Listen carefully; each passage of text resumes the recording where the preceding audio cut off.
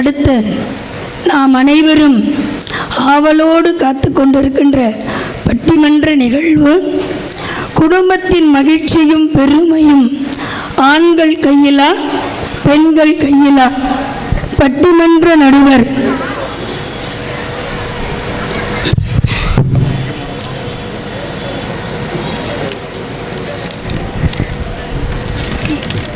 பட்டிமன்ற நடுவர் சொல்லின் செல்வர் திரு பி.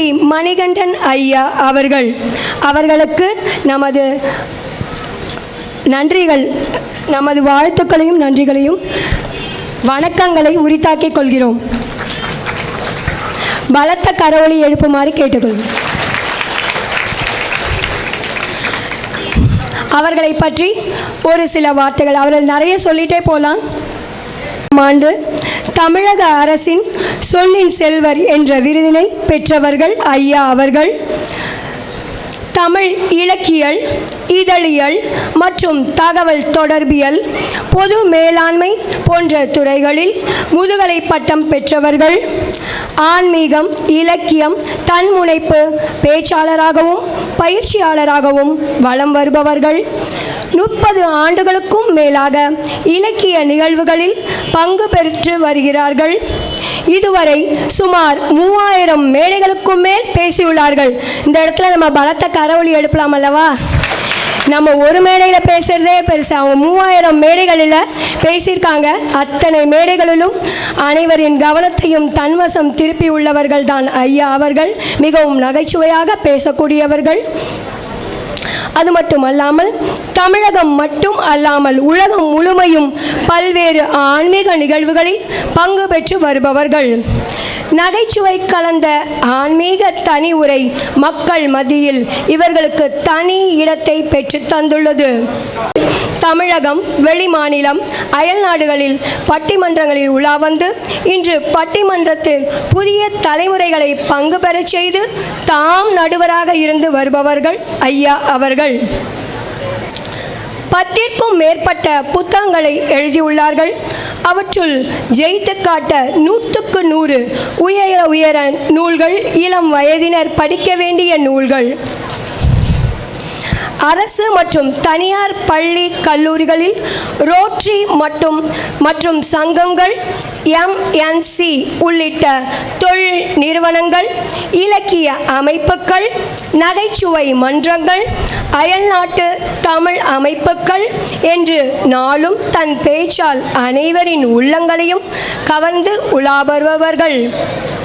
சொல்லின் செல்வர் விருதோடு தமிழ் சான்றோர், வாழ்நாள் சாதனையாளர், தென்கட்சி கோ. சுவாமிநாதன், சிந்தனை செம்மல், நற்றமிழ் நம்பி போன்ற விருதுகளுக்கெல்லாம் சொந்தக்காரர்தான் நம் ஐயா அவர்கள். வேளச்சேரியில் வாழ்பவர்கள் வேலை வணங்கும் நகரத்தார்களோடு இணைந்து வாழ்வதில் பெருமை கொள்பவர். திருநீற்றை தினமும் நெற்றியில் பூசி பொட்டிட்டு புன்னகை தவழும் முகத்தோடு பவனி வருபவர். அம்பத்தூருக்கு அண்மையில் வந்தவர்கள் தமது பட்டிமன்ற பேச்சால் அனைவரையும் கவர்ந்தவர்கள். இன்று நமது திருக்கூட நன்னீராட்டு பெருவிழா அன்று மணிகண்டன் ஐயா வந்திருப்பது நாங்கள் அனைவரும் பெற்ற பெரும் பேறு என்றே சொல்ல வேண்டும். அவர்களுக்கு மிக பலத்த கரவொலி எழுப்பு நம்மளுடைய பாராட்டுக்களையும் தங்கள் அன்பையும் தெரிவித்துக் கொள்வோம். நன்றி.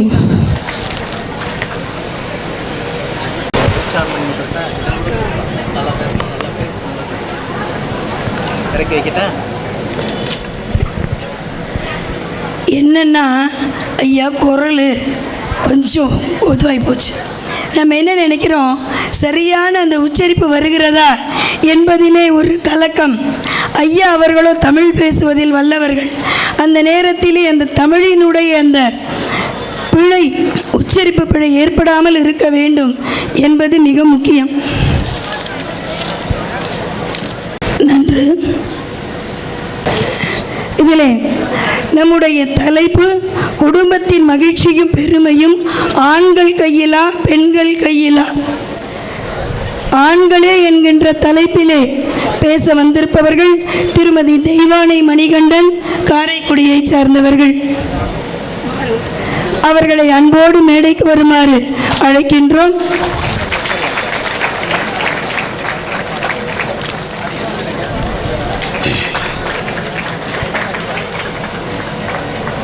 அடுத்ததாக திரு அண்ணாமலை சின்னாஞ்செட்டி கன்றமாணிக்கம் ஆண்களே என்ற தலைப்பில் பேச வருகிறார்கள். கரவொலி எழுப்பி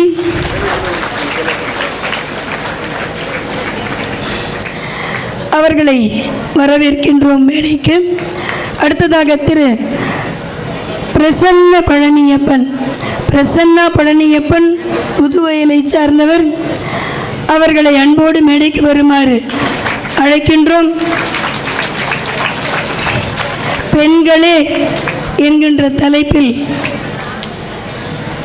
பேச வந்திருப்பவர்கள் திருமதி கபிலா விசாலாட்சி, கொப்பனாப்பட்டியைச் சேர்ந்தவர்கள்.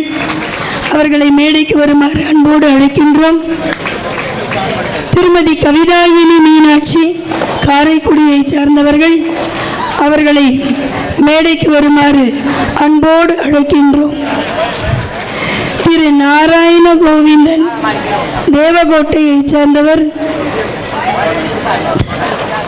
எல்லோரும் அவர்களையும் மேடைக்கு வருமாறு அன்போடு அழைத்து, அத்துணை இளம் வயதினை உடையவர்கள் பட்டிமன்றத்தில் பேச்சாளர்களாக பங்கு பெறுவது மிகவும் சிறப்பு. அதிலும் ஐயா அவர்கள் இத்துணை குழந்தைகளையும் வழிநடத்தி தொடங்கிடலாமா ஐயா?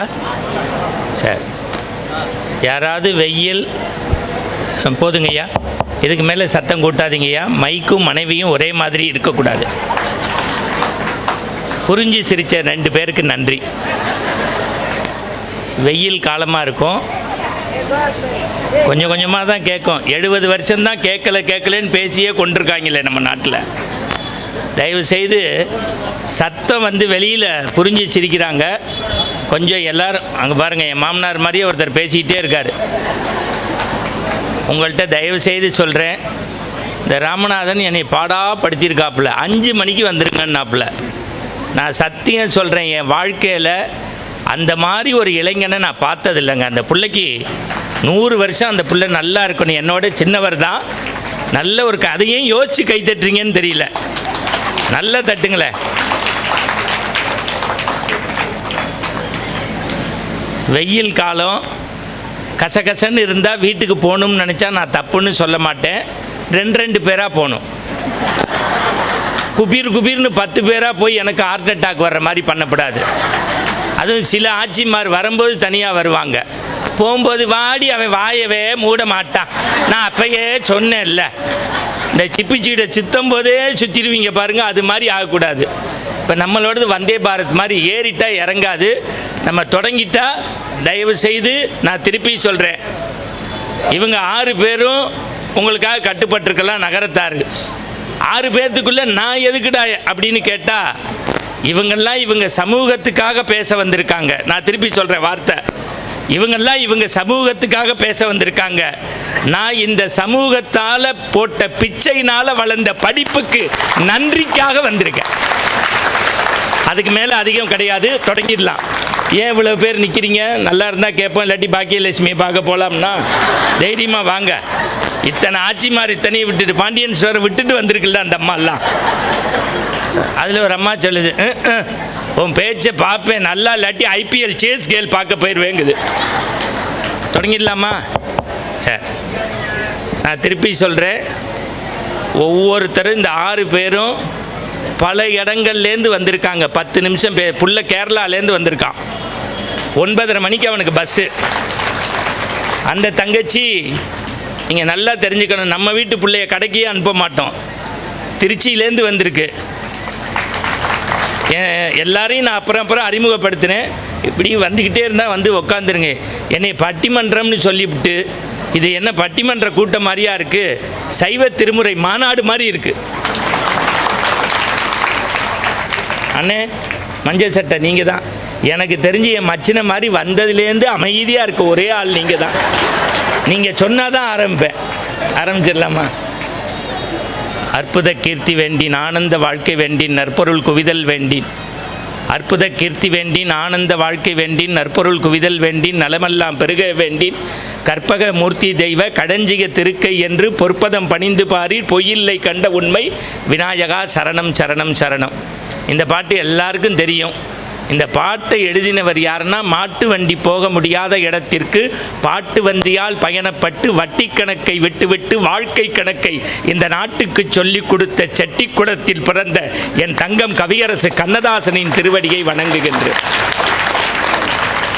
சிறுவயது முதற்கொண்டு திருச்செந்தூர் முருகனை நான் தினந்தோறும் வணங்கி வந்தேன். சிறுவயது முதற்கொண்டு திருச்செந்தூர் முருகனை நான் தினந்தோறும் வணங்கி வந்தேன். இருவடிகள் திறந்துவிடும் பழனி ஆண்டவனை இதயத்தில் வணங்கி வந்தேன். பொறுமனமே பொறு, பொறுமனமே பொறு. ஐயா பேசக்கூடாதியா. சிறுவயது முதற்கொண்டு திருச்செந்தூர் முருகனை நான் தினந்தோறும் வணங்கி வந்தேன். இருவடிகள் திறந்துவிடும் பழனி ஆண்டவனை இதயத்தில் வணங்கி வந்தேன். பொறுமனமே பொறு, அந்த ஆறுமுகத்தின் அருளாலே போயொடியும் துன்பமெல்லாம் பொறுத்தேனே பொறுத்தேனே பொன்பழனி ஆண்டவனே. பொறுமைக்கும் எல்லை உண்டு, பொறுமைக்கும் எல்லை உண்டு. ஒருபதிலும் கூறாமல் அரு எனக்கு தராமல் ஓடினால் என்ன செய்ய, ஓடாமல் நடக்கிறேன் தாயாமல் பெறுகிறேன் வழிகாட்டும் உய்யா. உறவினருக்கு ஒருவரில்லை ஓடிவா குழந்தை வேடா, ஓடி வந்து உன்பாதம் தொடுவேனே என்று பழனியிலும் திருச்செந்தூரிலும் திருத்தணியிலும் சுவாமிமலையிலும் இருந்த முருகன் கொஞ்சம் கொஞ்சமாக பெயர்த்து எடுக்கப்பட்டு அருமுகக் கடவுளினுடைய அற்புத அவதாரமாக அம்பத்தூரில் இருக்கக்கூடிய முருகப்பெருமானுடைய திருவடியை பணிந்து வணங்குகின்றேன். இந்த பாட்டு சொன்னோன்னா அங்கேருந்து ஒரு கும்பல் சிறுவயது முதற்கொண்டு அப்படின்னீங்க. முதல் பாட்டு கண்ணதாசன் உங்களுக்கு தெரியும். ரெண்டாவது பாட்டு என் தங்கச்சிக்காக சொல்கிறேன், தெய்வானை தங்கச்சிக்காக. இந்த பாட்டை எழுதினது பல பேருக்கு தெரியாது. அந்த குழந்தை பேர் ஆதிரைன்னு பேர். தமிழ்நாட்டில் 10,000 கம்பராமாயண பாட்டையும் 1330 குறளையும் தலைகீழ சொல்லக்கூடிய செட்டிக்குளத்தில் பிறந்த குழந்தையனுடைய அப்பா 45 வருஷத்துக்கு முன்னாடி பழனி பாத யாத்திரைக்காக காஞ்சி மகாபெரிய சுவாமிகள் இளையாத்தங்குடியில் இருக்கும்போது ஆசீர்வாதம் கொடுக்கப்பட்ட பாட்டு இந்த முருகனுடைய பாட்டு. அந்த தங்கச்சி பார்க்குது, இதெல்லாம் எதுக்கு சார் பட்டிமன்றத்தில் வந்தம்மா 2 மாமியாரை பற்றி ஜோக் சொன்னோமா, மருமகளை பற்றி சொல், அது மற்ற இடத்துல பேசிடலாம். செட்டியார்கிட்ட பேசி ஒருத்தன் ஜெயிச்சிட்டான்னா ஐநா சபையிலே ஜெயிச்சதுக்கு சமம்பாங்க. நான் இப்பயும் சொல்கிறேன், எனக்கு என்ன காசு பேசுனீங்களோ ஆண்டவன் சத்தியமாக நான் வாங்க போகிறதில்ல. இன்றைக்கி நீங்கள் நம்புறது நம்பாது உங்கள் விருப்பம். என்னை பற்றி நாராயண கோவிந்தனுக்கு தெரியும், ஆனால் ராமநாதனை பற்றி உங்களுக்கு தெரியாது. கடன் வாங்கியாவது நடுவருக்கு 10 பவுன் செயின் போடுறேன்னு சொல்லியிருக்காப்புல. அவர் படாரு நெஞ்ச பிடிக்கிறாரு, கொலகார பாவி. நான் சொந்த செலவுலே சூன்யம் வச்சுக்கிட்டேன்னு கிளம்புறாப்புல. ஆனால் உங்களை மாதிரி நல்லவங்க நான் கேள்விப்பட்டிருக்கேன், இப்படி நல்லவங்க தெரியாது. முடங்களை காரில் வந்து இறங்கிட்டேன். ஒரு அம்மா என்கிட்ட இவங்களுக்காக நான் நின்னேன், ஆனால் என்னை விட்டுட்டு வந்துட்டாங்க 6 பேரும். நான் வந்ததுக்கப்புறம் என் தம்பி ரங்கசாமி பையோட வராப்புல. ஒரு ஆட்சி அங்கேருந்து வந்துச்சு, அண்ணே ஒரு செல்ஃபி எடுத்துக்கட்டுமான்னுச்சு. அந்த அம்மாவுக்கே வயசு 72, என்னையை பார்த்து அண்ணேன்னுச்சு. சரியான விலங்கம்மா இன்றைக்கி மாட்டியிருக்கோம். ஏன்னா ராசி பலனில் எனக்கு நண்பர்களால் சோதனைன்னு போட்டிருந்தாங்க. அது ராமநாதன் மாதிரி ஒரு நண்பர்னு எனக்கு தெரியாது. எடுத்துக்கங்க ஆச்சு, என்னை உங்களுக்கு தெரியுமான்னு கேட்டேன். என்ன தம்பி இப்படி சொல்கிறீங்க, கோச்சுக்காதீங்க, டெய்லி காலைல ஜி தமிழில் உங்கள் ஜோசியம் பார்த்துட்டு தான் நான் கிளம்புவேன்னுச்சு. நான் விஷம் குடிச்சு செத்துருக்கணும். என்ன ஆச்சு சொல்கிறீங்கன்னு, நீங்கள் தானே அரிகேசனல்லூர் வெங்கட்ராமன்னுச்சு.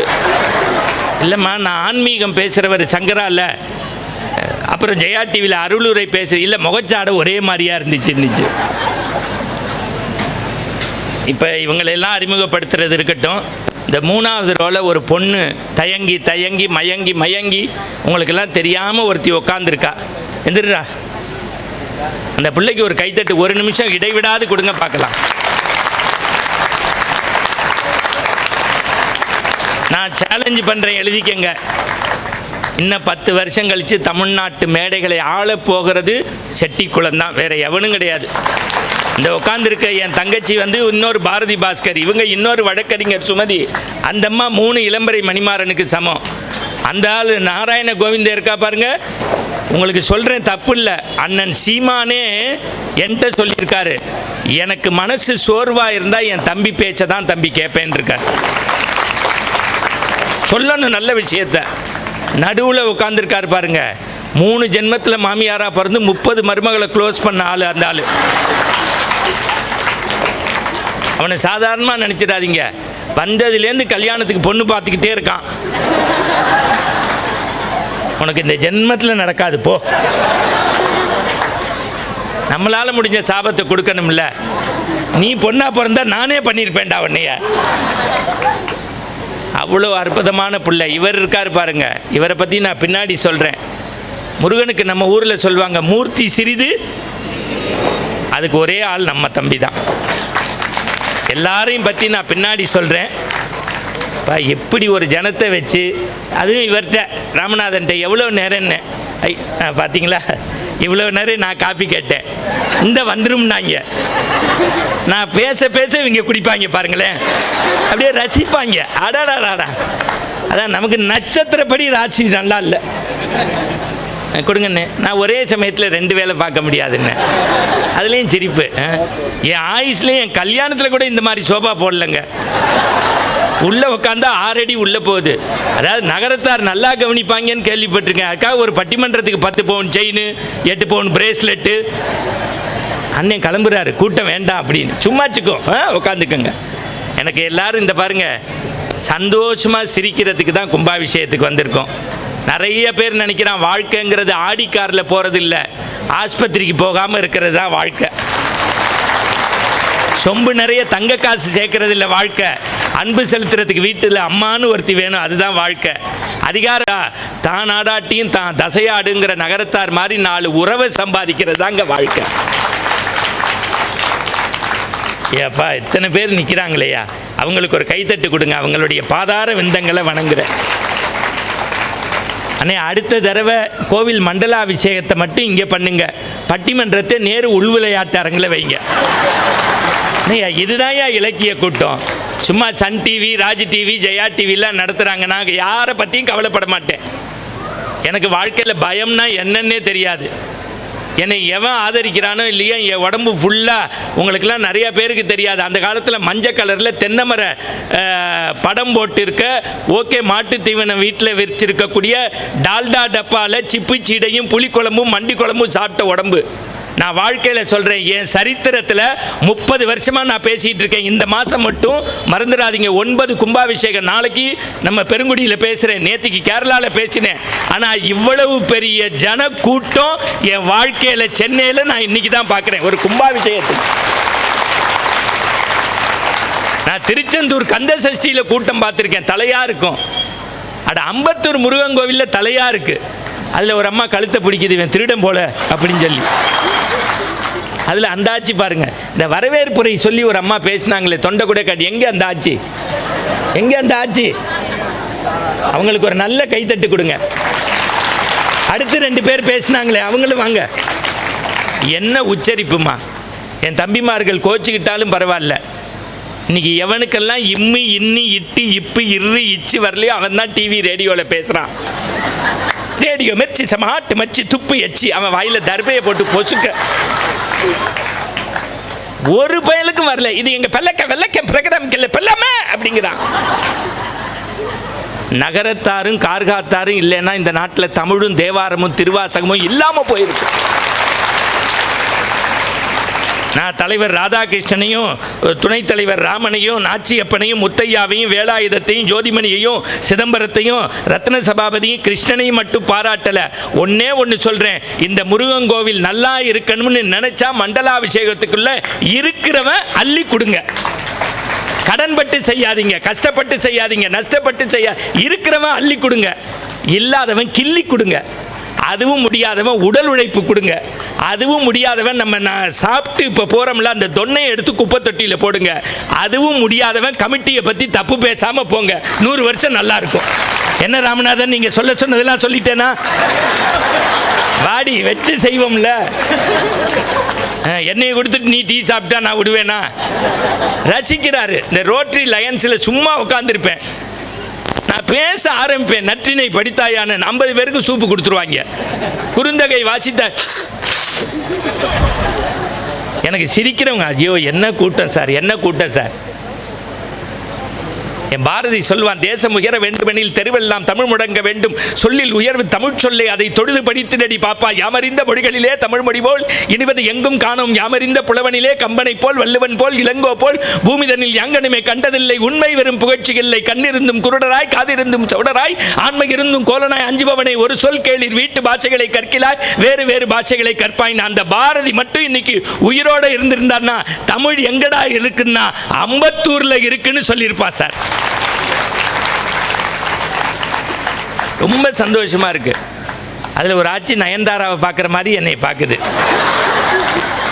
என் வாழ்க்கையிலேயே ஒரு ஆம்பளையை எப்படி பார்த்த ஒரே ஆட்சி அதுதான். அப்புறம் அந்த ஆட்சி கண்ணாடியை சரி பண்ணி லூசு பேல எனக்கு கண்ணு மங்களா இருக்குன்னு பார்த்தேன். நீ மூஞ்சியை பாரு நயன்தாராவும்.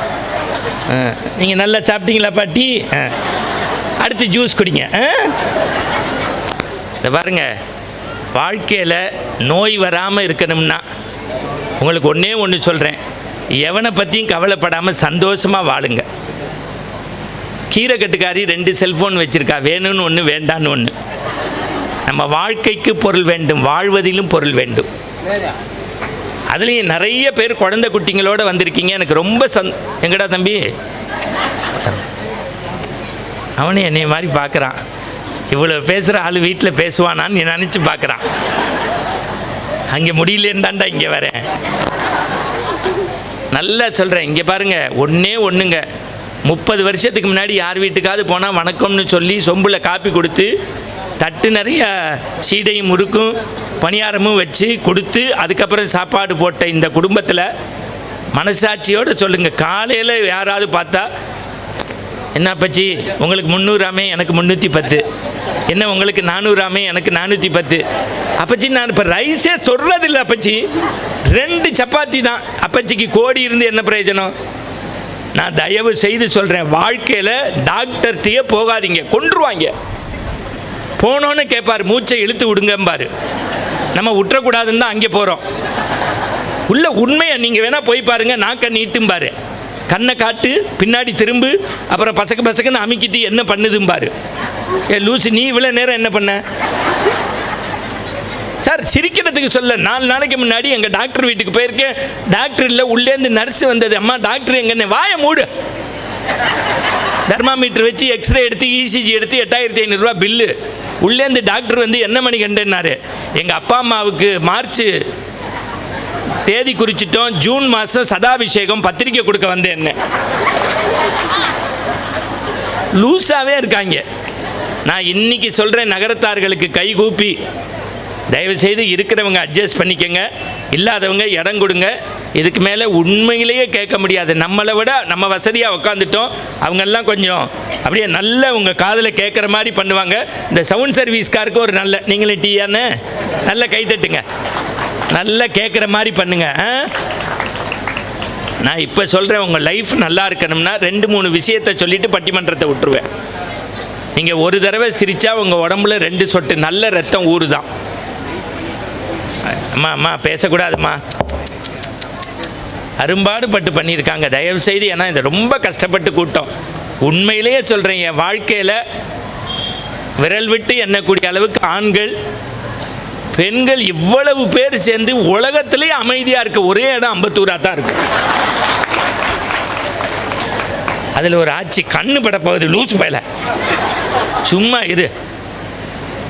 நான் இன்னைக்கு சொல்லித்தரேன் ஒரு டிப்ஸு. வாழ்க்கை நல்லா இருக்கணும்னா ஒரு தடவை சிரித்தா உங்கள் உடம்புல 2 சொட்டு நல்ல ரத்தம் ஊறுதான். 8 ஆப்பிள் சாப்பிட்றதும் ஒரு தடவை சிரிக்கிறதும் ஒன்று தான். அதுக்காக இன்றைக்கி ராத்திரி 1:30 மணிக்கு உங்கள் வீட்டு மாடியில் ஏறி நின்று மச்சிக்கு மேலே கையை விரித்து 5 லிட்டர் ரத்தத்தை மொத்தமாக ஏற்றுறேன்னு தனியாக சிரித்து, நாளைக்கு முருகன் கோயிலுக்குள்ளே வரும்போது 2000, 4000, 8000 அப்படின்னா ராமநாதன் எனக்கு ஃபோனை போட்டு நல்லா இருந்தாங்கடா லூசு பேல, இப்போ கோவிலே சிரிப்பாக சிரிக்குதுன்றுவாங்க. அப்படி இல்லை என்னாச்சு வாங்க.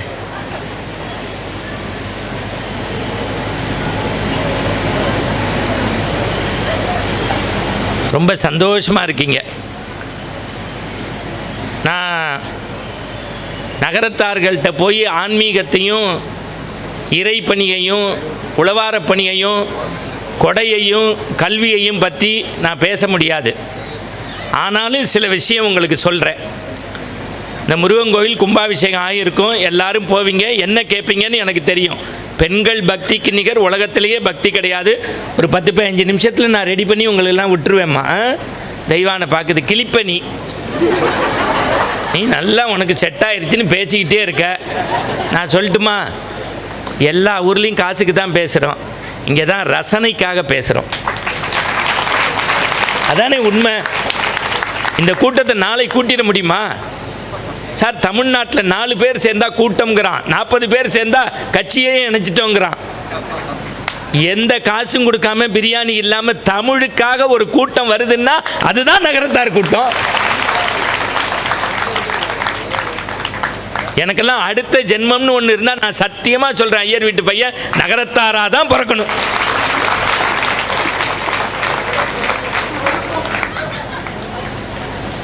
ஒன்றே அவங்க வைரத்தோடு கிடைக்கும்ல, அதனால தான். இப்போ பாருங்கள், யாரெல்லாம் சிரிக்கிறீங்களோ என் பேச்சு கேட்டு ஒவ்வொன்றா கலட்டிடுவேன். இப்போ பாருங்கள், அந்த ஃபோட்டோகிராஃபருக்கு ஒரு கைத்து அடாடாடாடா. வந்ததுலேருந்து ஒரு 63 ஃபோட்டோ எடுத்துட்டாப்புல. இப்படி எடுக்கிறாப்புல, அப்படி எடுக்கிறாப்புல, அப்படி எடுக்கிறாப்புல. அவர் விழுந்துருவாரோன்னு நான் பயப்படுறேன். எந்த பக்கமாவது நான் நல்லா இருக்க மாட்டேன்லான்னு நினச்சி எடுக்கிறேன்ல. ஆனால் என் ஒய்ஃப் சொல்லுவா நான் அஜித் மாதிரி இருக்கேன்னு. நான் அதை பெருசாக ஏன் ஒரு ஆட்சி நெஞ்ச பிடிக்கிறீங்க? சும்மாச்சுக்கும் ஆட்சி விடுங்க.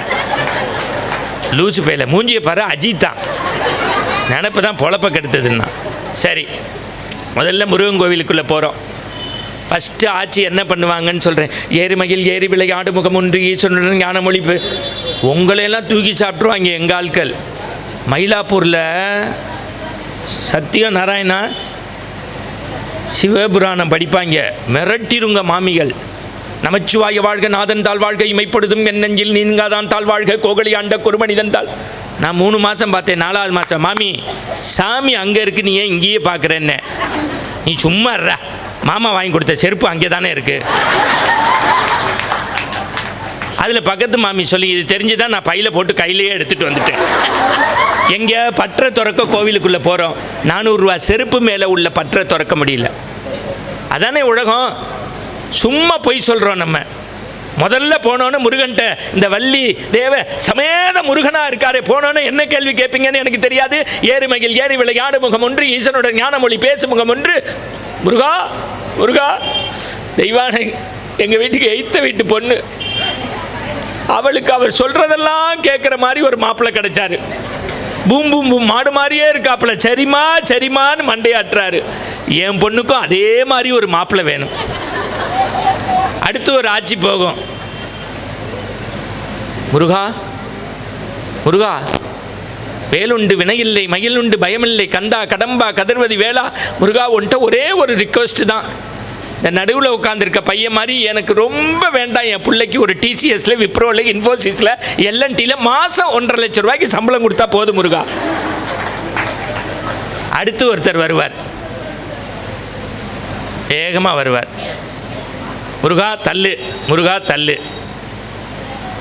முருகா, இந்த வருஷமாவது வாடகை வீட்டிலேருந்து நான் சொந்த வீட்டுக்கு போகணும். இந்த வருஷமாவது எனக்கு ஒரு கார் வாங்கணும். நான் ஒன்றே ஒன்று உங்கள்கிட்ட சொல்லித்தரேன் தோழர்களே. நீங்கள் எதை கேட்டாலும் அருமுக கடவுள், கந்தவேல் கடவுள், ஈசனுடைய மகனாக இருக்கக்கூடிய முருகப்பெருமான் வீடு கேட்டால் வீடு கொடுப்பார், கல்யாணம் கேட்டால் கல்யாணம் கொடுப்பார். இந்த மாதிரி அற்புதமான 3 பிள்ளைங்க மாதிரி வைரங்கள் மாதிரி பிள்ளைங்க கேட்டால் கொடுப்பார். இந்த மாதிரி ஈன்ற பொழுதில் பெரிது வைக்கும் தன்மகனை சான்றோன் என கேட்ட தாய்னு நம்ம பொண்ணு கல்யாணம் ஆனவளுக்கு கந்த சஷ்டியில் விரதம் இருந்து அகப்பையில் கரு கேட்டால் கொடுப்பார், வீடு கேட்டால் வீடு கொடுப்பார், கார் கேட்டால் கார் கொடுப்பார், பணம் கேட்டால் பணம் கொடுப்பார். எதை கேட்டாலும் நம்பிக்கையோடு கேட்டால் முருகன் கொடுப்பார். ஆனால் எதையும் கேட்கலன்னா தன்னையே கொடுப்பார். இன்னொன்று சொல்கிறேன், நம்மளா கேட்டால் நம்ம தகுதிக்கு தான் கேட்க தெரியும். முருகனாக கொடுத்தா அவன் தகுதிக்கு கொடுப்பான். எது பெருசுன்னு நீங்கள் டிசைட் பண்ணிக்கங்க.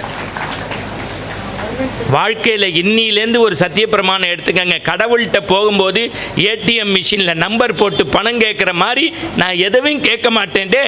ஒன்றை இல்லாமல் வேறு யாரா எனக்கு தொகை, காதலாகி கண்ணீர் மல்கி கசிந்துருகி உன்னை கும்பிடுறேன், நீ தான் கதின்னு நம்புங்க. முருகன் உங்கள் இதயத்துக்குள்ளே இருப்பான். 2வது விஷயம், இந்த ஐயா சேப்பு சட்டை போட்டு உட்காந்துருக்காரு பாருங்க. ஐயா நீங்கள் தான் ஐயா அங்கிட்டு இங்கிட்டும் சுற்றுறாரு. ஒரு நிமிஷம் நில்லுங்க ஐயா.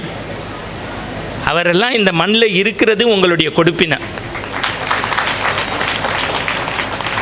நான் ஏதோ உங்களை புகழ்றங்கிறதுக்காக சொல்ல, இந்த குளத்தில் தோன்றின ஐயா சிறுசபேசன் மாதிரி இன்னொரு நகைச்சுவை பேச்சாளர் கிடையாது. இன்னைக்கு சொல்கிறேன், தமிழ்நாட்டில் ஐயா பேராசிரியர் சாலமன் பாப்பையா எவ்வளவு பெரிய மனிதர், அவரே வியக்கக்கூடிய ஒரு மனிதர் உண்டுன்னா சோசோமி சுந்தரம் ஐயா.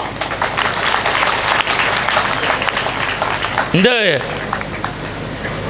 நாட்டரசங்கோட்டையில் ராமநாதன் ஒரு பிள்ளை இருக்காப்புல, இவர் பேர் கொண்டவர். எனக்கு தெரிஞ்சு தமிழ்நாட்டில் 40 வயசுக்குள்ள ஒரு இளைஞன் அப்படி சிவன் பாடல்களை மனப்பாடமாக ஒப்பிக்கக்கூடிய ஒரு புள்ள வேற புள்ள கிடையவே கிடையாது. இந்த 6 முகங்களையும் நீங்கள் பார்த்துருக்கீங்களா? சங்கரா டிவியில் இவங்க போடுன்னு போட்டாங்க. என் தங்கச்சியை பற்றி நான் உரிமையோடு சொல்கிறேன்னா, தங்கச்சிக்கு பெருமை இல்லை, என் மாப்பிள்ளைக்கு தான் நீங்கள் கைத்தட்டணும்.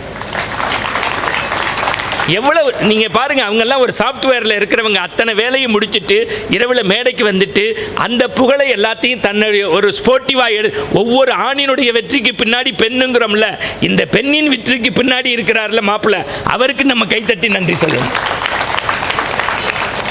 தெய்வான மேடை சொல்கிறாங்க, நீ நல்லா தான் பேசுகிற, வீட்டில் வந்து பாரு. அடுத்து அந்த அம்மாவை பற்றி ஒரு வார்த்தை தெரிஞ்சுக்கங்க. பிஹெச்டி பண்ணுறாங்க. மத்திய அரசாங்கம் அவங்களுக்கு பணம் கொடுத்து பிஹெச்டி பண்ண வைக்குது. விஜய் டிவி தமிழ் பேச்சு எங்கள் மூச்சில் நியாயம்னு ஒன்று இருந்திருந்தா அவள் தான் முதல் பரிசு வாங்கியிருக்கணும். அதுக்கு மேலே நான் சொல்ல மாட்டேன். எல்லாரும் சில பேர் என் பேச்சை கேட்டு, ஐயா நல்லா நகைச்சுவையாகவும் பேசுகிறீங்க. நான் ஒருத்தருக்கு ரசிகர்னா என் தங்கச்சிக்கு ரசிகர். அடுத்து என் தம்பியை பற்றி சொல்ல வேண்டாம். எங்கள் நாவில் வாடகை வீட்டில் குடியிருக்கிற மாதிரி வந்து போகிற சரஸ்வதி என் புள்ள நாவில் பட்டா போட்டு பர்மனண்ட்டாக குடியிருக்கு. அடுத்து அதை சிங்கக்குட்டி, நகரத்தாருடைய சிறுத்தைக்குட்டி, புலிக்குட்டி, கரடிக்குட்டி, எப்படி வேணாலும் சொல்லலாம். நல்ல ஒரு கைத்தட்டு கொடுங்க அந்த பிள்ளைக்கு. அவன் நல்லா 100 வருஷம் நல்லா இருக்கணும். நாராயண கோவிந்தனை பற்றி நான் எதையும் சொல்ல மாட்டேன். ஏன்னா என்னையை பற்றி நானே சொல்கிற மாதிரி அர்த்தம். இன்றைக்கி நான் எழுதி தரேன். தமிழ்நாட்டில் ஒரு காலத்தில் பேச்சுலகத்தில் ஜெயிச்ச அறிஞர் அண்ணாவை, டாக்டர் கலைஞரை, பேராசிரியர் வலம்புரி ஜான, சத்தியசீலனை, இன்றைக்கு சொல்லி கொண்டிருக்கக்கூடிய பாப்பையா சார் மாதிரி இன்னும் 10-15 வருஷத்தில் தமிழ்நாட்டினுடைய அரசியல்வாதிகள், இலக்கியவாதிகள், பேச்சாளர்கள் உலகம் போற்றக்கூடிய ஒரு இடத்திற்கு வரக்கூடிய ஒரு என்னுடைய அன்பு தம்பி, என்னுடைய பாசத்தம்பி நாராயண கோவிந்தன். இந்த 6 பிள்ளைங்களுக்கும் ஒரு நிமிஷம் இடைவிடாத ஒரு கைத்தட்டு கொடுத்து நம்முடைய பாராட்டு தருவேன்.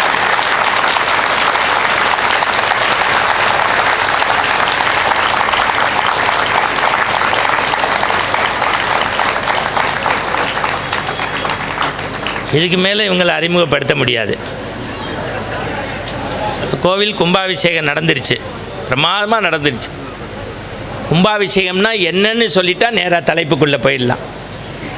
நான் திருப்பி சொல்கிறேன், இந்த ஆர்கனைசர், அது தலைவராக இருக்கட்டும், துணைத் தலைவரோ, செயலாளரோ, பொருளாளரோ, யாரோ, சட்ட ஆலோசகர்லேருந்து அவங்க வீட்டில் அவங்க வேலைக்கு 2 பேரை வச்சு கொடுக்குற அளவுக்கு கடவுள் எல்லாம் கொடுத்துருக்கான்.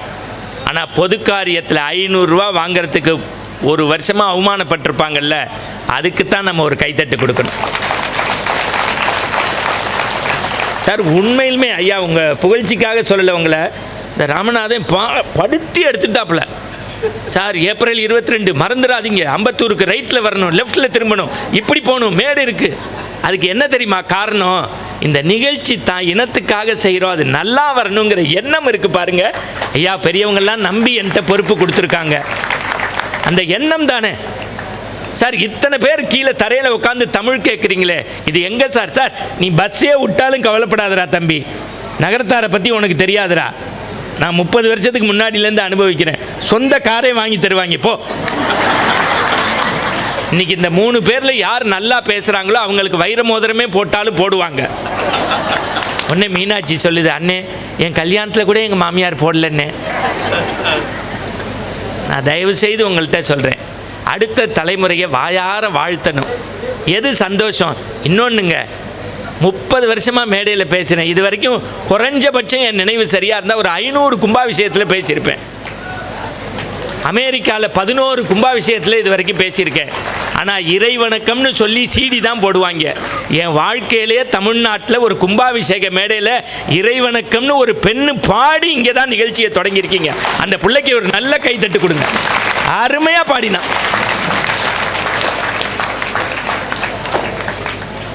எல்லாம் சரி, கும்பாபிஷேகம்னா என்னன்னு யாரும் சொல்கிறதில்ல. அதுவும் இன்றைக்கி பட்டிமன்ற மேடைகள் ரொம்ப யாரும் கோச்சிக்கிட்டாலும் எனக்கு அதை பற்றி கவலை இல்லை. எதுக்கு இந்த நிகழ்ச்சி நடத்தலைன்னா பெரிய கும்பாபிஷேகம் நிறைவாகாத ஆகும். நான் வந்தோன்னு பார்த்தேன், இங்கே எல்லாருக்கும் மேட்டு விரிச்சிருக்காங்க. ஒரு ஆட்சி பார்த்தேன், அப்படியே துண்டை எடுத்து இப்படி தரையில் தொடச்சிட்டு இப்படி உட்காந்தாங்க. ஏன்? தான் கட்டிட்டு வந்திருக்க 4000 ரூபா புடவையில் உட்கார போகிற 40 நிமிஷத்தில் அழுக்கு பற்றக்கூடாதுன்னு. இந்த இப்போ நீங்கள் பாருங்கள், கும்பாபிஷேக பேச்சு கேட்டுட்டு வாசலில் போய் பைக்கில் சாவி போடுவீங்க, உடனே ஸ்டார்ட் பண்ண மாட்டீங்க, அப்படி சீட்டை 2 தட்டி தொடப்பீங்க. இந்த பெண்கள் இப்போ போங்க, தாம்பரத்தில் சீட்டு பிரமாதமாக பிடிப்பீங்க. நம்ம ஆம்பளை லூஸ் மாதிரியே நிற்பாங்க. நம்ம ஆட்கள் கர்ச்சீப்பை போடுவீங்க, சில பேர் கைப்பையை போடுவீங்க, சில பார்க்குறேன் லேடி செருப்பை கழட்டி போடுவாங்க, சில பேர் குழந்தைய உள்ளே விட்டு படுத்துக்க யாருக்கும் கொடுக்காத அப்படிங்கும். அன்றைக்கி பார்க்குறேன் ஒரு அம்மா சவரி முடியை கழட்டி போட்டு உள்ளே போகுது. அதில் நம்ம போய் ஏறிட்டான், கொண்ட ஊசி ஏறி குடங்குடமாக ரத்தம். நல்லா தெரிஞ்சுக்கங்க, பீச்சிலேருந்து தாம்பரம் போகிறதுக்குள்ளே 20 நிமிஷத்தில் உட்கார்ற ரயில் சீட்டை துடைக்கிறோம். பட்டிமன்றம் கேட்டு வீட்டுக்கு போகிற 5 நிமிஷத்தில் சீட்டை துடைக்கிறோம். இங்கே உட்காரக்கூடிய 40 நிமிஷத்துக்காக தரையை துடைக்கிறோம். இப்போ அம்பத்தூர் முருகன் கோவிலை எல்லாத்தையும் கேட்கணுங்கிறதுக்காக குளிக்கப்போம், ஹீட்ரு போட்டிருப்போம், இந்த பக்கம் கண்ணாடி இருந்திருக்கும். நம்ம முகத்தை குளித்தோன்னா ஆணா பெண்ணாக இருந்தாலும் இயற்கையில் பார்ப்போம், அதுதான் நீதி. ஆனால் கண்ணாடியில் நம்ம முகம் சரியாக தெரியாது, ஏன்னா இந்த ஆவி படிஞ்சிருக்கும். உடனே திட்டிக்கிட்டே கண்ணாடியை தொடப்போம். நல்லா தெரிஞ்சுக்கங்க, எதற்காக இந்த பட்டிமண்டபம் ஒரு கும்பாபிஷேகத்தில்னா, தினசரி உட்கார்ற தரையை துடைக்கிறோம், போகிற சீட்டை துடைக்கிறோம், ட்ராவல் பண்ணுறேன் நம்ம ரயில்வே சீட்டை துடைக்கிறோம், முகம் பார்க்குற கண்ணாடியை ஒரு நிமிஷம் நல்லா காட்டாட்டி துடைக்கிறோம்ல. பாலா போன மனிதன் நம்முடைய மனசை துடைக்கிறதே இல்லைங்கிறதுக்கு தான் தமிழுங்கிற துணி கொண்டு உங்கள் மனசை துடைக்கிறதுக்கு இந்த நிகழ்ச்சியை ஏற்பாடு செய்திருக்காங்க. அருள் கூர்ந்து கேட்டுக்கங்க. இங்கே எல்லாரும் கும்பாபிஷேகம் பார்த்தவங்க கை தூக்குங்க. Very good. உங்களை பார்க்குறதே புண்ணியந்தான். ஒரு 5 நிமிஷம் அடுத்து கனமான செய்தியை சொல்லிவிட்டு இவங்களை கூப்பிடுவேன். இந்த 5 நிமிஷம் ரொம்ப திமிரோடு சொல்கிறேன்.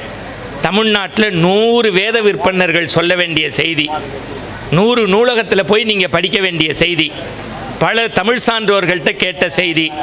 எனக்கு இதை சொல்லி கொடுத்தவர் தமிழ் போட்ட பிச்சைன்னு நான் நினைக்கக்கூடிய புதுக்கோட்டையை சேர்ந்த ஐயா இல்லை, இப்போ முழு பட ரத்தினம் செட்டியார்னு பேர். ஆசாஞாக்கோ, ஜஸ்டிஸ் இஸ்மாயிலுக்கோ, அவ்வை நடராஜனுக்கோ, பேராசிரியர் வலம்புரி ஜானுக்கோ, நமச்சிவாயத்துக்கோ, சோ சத்தியசீலனுக்கோ தான் படிக்கிற தமிழில் ஒரு சந்தேகம் இருந்தால் அதை நிவர்த்தி பண்ணக்கூடிய கம்பனடிப்பொடி சா கணேசனின் வாரிசாக நட்பாக இருந்த முழுப்பட ரத்தினம் செட்டியார். ஆதாரம் இல்லாமல் நான் சொல்லலை. இப்போ கும்பாபிஷேகம்னா என்னன்னு ஒரு 5 நிமிஷம் உங்களுக்கு சொல்ல போகிறேன். அதுக்கு நீங்கள் நன்றி சொல்கிறதா இருந்தால் அந்த ஐயாவுக்கு தான் சொல்லணும். கொஞ்சம் கனமான செய்தி, ஆனால் நல்லதை கேட்டுக்கங்க. மொத்தல்ல வழிபாடுங்கிறது ஒரு 5 நிமிஷம் செய்தி மட்டும்தான் பேசுவேன், நகைச்சுவைக்குள்ளே போக மாட்டேன். ஏன்னா நல்ல விஷயம் தெரிஞ்சுக்கணும். வழிபாடு 3 வகை. எத்தனை வகை? Very good. நீங்களும் என்னோட திருப்பி பேசணும். அருவ வழிபாடு, உருவ வழிபாடு, உருவ வழிபாடு. இந்த மற்ற 2ஐயும் தூக்கி போட்டுருங்க, நமக்கு அது தெரியாது, தேவையும் இல்லை. உருவ வழிபாடு இன்னைக்கு உலகம் முழுக்க செய்கிறது 3வது நிலை உருவ வழிபாடு. ஒரு உருவத்துக்கு பூஜை செய்யணும்னா 6 கால பூஜை உண்டு. அதுக்கு பேர் நித்திய பூஜைன்னு உண்டு. எத்தனை பூஜை? நித்திய பூஜை. எத்தனை காலம் செய்யணும்? 6 காலம். அது பிள்ளையார் பட்டியாக இருக்கட்டும், கற்பக ரச்சாம்பிகையாக இருக்கட்டும், நம்ம ஸ்ரீரங்கமாக இருக்கட்டும், சமயபுரமாக இருக்கட்டும், அல்லது நம்ம ஊரில் இருக்கக்கூடிய மாங்காடாக இருக்கட்டும், திருவேற்காடாக இருக்கட்டும், எந்த கோவில்னு ஒன்று வச்சுட்டா 6 கால பூஜை செய்யணும். தூபதீப ஆராதனை பாடி மங்கள வாத்தியம் முழங்கி எல்லாம் நேவேத்தியம் பண்ணி காட்டணும். இன்னைக்கு நான் நல்லா சொல்கிறேன், உருவ வழிபாடு நம்ம செய்கிறோம், 6 கால பூஜை செய்யணும். 6 கால பூஜை யாராலையும் செய்ய முடியல, அதில் குறை இருக்குது. அதை சரி பண்ணுறதுக்கு வருஷத்துக்கு ஒரு தடவை பிரம்மோற்சவம்னு நடத்துகிறோம். விநாயகர்னா விநாயகர் சதுர்த்தி, முருகன்னா கந்த சஷ்டி, பெருமாள்னா வைகுண்ட ஏகாதேசி, சிவன்னா சிவன் ராத்திரி. இப்படி அவங்கவுங்க கணக்குக்கு போட்டுக்கங்க. தினசரி செய்கிற பூஜை நித்திய பூஜை. அதில் குறை இருந்தால் அதை சரி பண்ணுறது பிரம்மோற்சவம். அந்த பிரம்மோற்சவத்திலையும் குறை இருந்தால் அதை சரி பண்ணுறதுக்கு பேர் கும்பாபிஷேகம்னு பேர். இல்லை, இன்னும் ஆரம்பிக்கவே இல்லை. வழிபாடு உருவ வழிபாடு, தினசரி நடக்கிற பூஜைக்கு பேர் நித்திய பூஜை. அந்த குறையை சரி பண்ணுறது பிரம்மோற்சவம். பிரம்மோற்சவத்தினுடைய குறையை சரி பண்ணுறது பெருஞ்சாந்தி பெருவிழா. இந்த மூணையும் அப்படியே வச்சுக்கோங்க. கும்பாபிஷேகம் 3க்கு தான் பண்ணணும். ஒன்று, இந்த மண்ணில் புதுசாக கோயில் கட்டி பண்ணணும். இன்னொன்று, கட்டின கோவிலில் விஷ ஜந்தும்பாங்க. ஒரு பாம்போ தேலோ ஏதோ ஒன்று சாமியை சரியாக பூட்டாமல் தீண்டிருச்சுன்னா அதுக்கு 4 நட்சத்திரமே கிடையாது. மறுநாள் வந்து சிவாச்சாரியார் மந்திரம் சொல்லி ஊற்றிடலாம். புதுசாக கோயில் கட்டி பண்ணணும், விசஜந்து தீண்டிட்டா பண்ணணும். இன்னொரு கும்பாபிஷேகம் எதுக்குன்னா, ஏற்கனவே இருக்கிற கோவிலில் சுண்ணாம்பை சுரண்டியிருப்போம், நகம் உடஞ்சிருக்கும், அங்கங்கே எண்ணெய் கரையாக இருக்கும். 12 வருஷத்துக்கு ஒரு தடவை அதை புதுப்பிச்சு பண்ணணும். ஏன் 12 வருஷத்துக்கு ஒரு தடவை பண்ணணும்? ஒரு வருஷத்துக்கு எத்தனை மாதம்? ஒரு வருஷத்துக்கு எத்தனை மாதம்? சபாஷ். பகலையும் இரவையும் பிரிக்கிறது எது? பகலையும் இரவையும் பிரிக்கிறது 12. மகாமகம் எத்தனை வருஷத்துக்கு ஒரு தடவை? நல்ல குறிஞ்சி மலர் பூக்கிறது 12 வருஷத்துக்கு ஒரு தடவை. இன்னொன்று சொல்கிறேன், இதில் சயின்ஸும் இருக்குது. ஒரு ஆம்பளை பையனுக்கு அரும்பு மீசை வர்றது 12 வயசில், ஒரு பெண்ணுக்கு உடலில் மாற்றம் வர்றது 12 வயசில். அறிவியலும் ஆன்மீகமும் சேர்ந்து 12 வருஷங்கும்போது ஒரு மாற்றம் வரும். அப்போ என்ன பண்ணணும்? நித்தியப்படி பூஜை, அதில் குறை செய்கிறதுக்கு வருஷத்துக்கு ஒரு தடவை பிரம்மோற்சவம், அதையும் சரி பண்ணுறதுக்கு 12 வருஷத்துக்கு ஒரு தடவை கும்பாபிஷேகம். இந்த செய்தியும் அப்படியே வச்சுக்கோங்க. அடுத்து, பஞ்சபூத சேர்க்கை எத்தனை?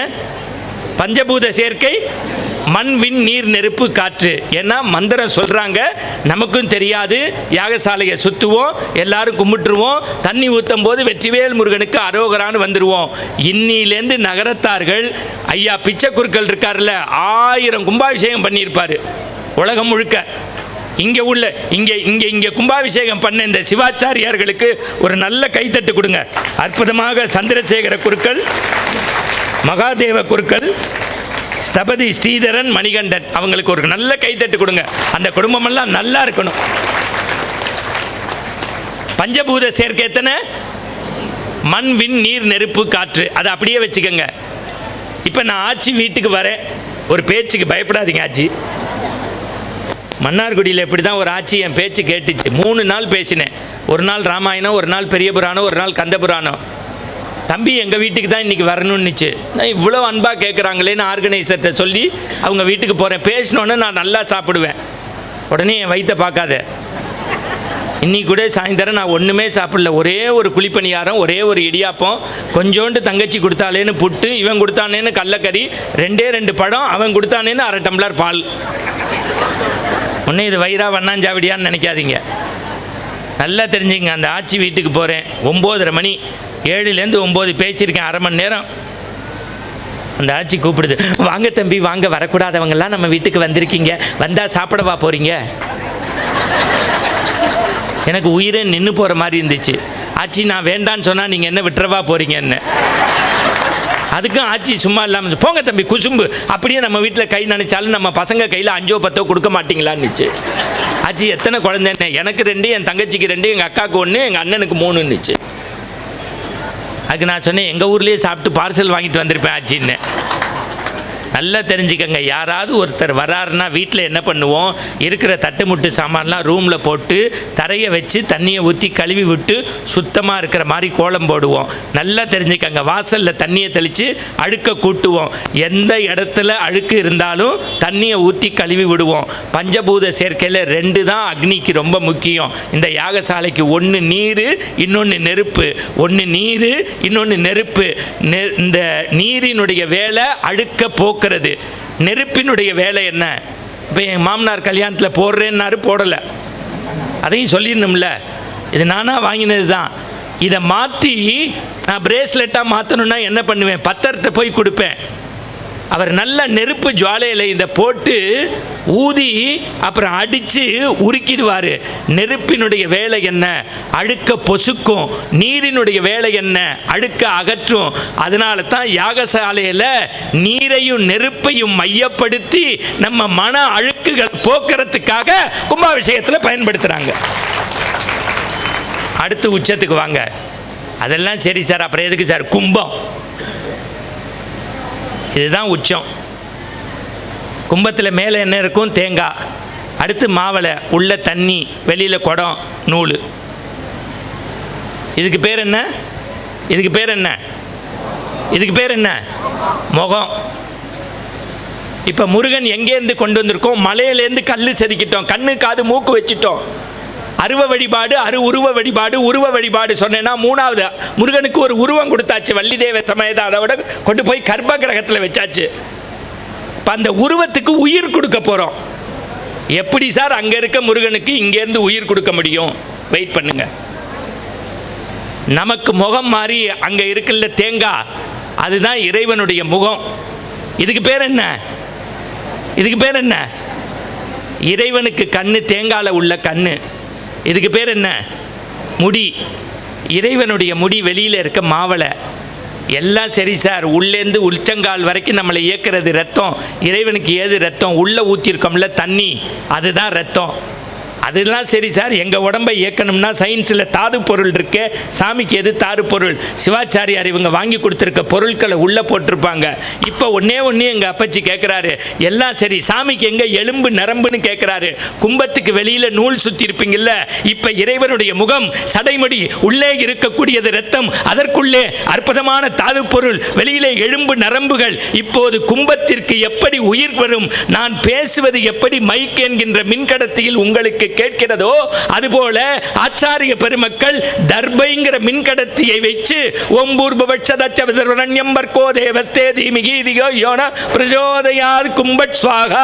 அப்படின்னு சொல்லும் போது தர்பைங்கிற மின்கடத்தியில கும்பத்துக்கு உயிர் கொடுத்து தலைமை சிவாச்சாரியார் அந்த கும்பத்தை எடுத்து இவர்கள் குறித்த நாளில் தலையில் வைத்து மங்கள வாத்தியம் முழங்க ஊராரே ஒன்று சேர்ந்து கும்பத்து தண்ணியை கும்பத்தில் ஊற்றினால் அதற்கு பெயர் கும்பாபிஷேகம்னு பேர்.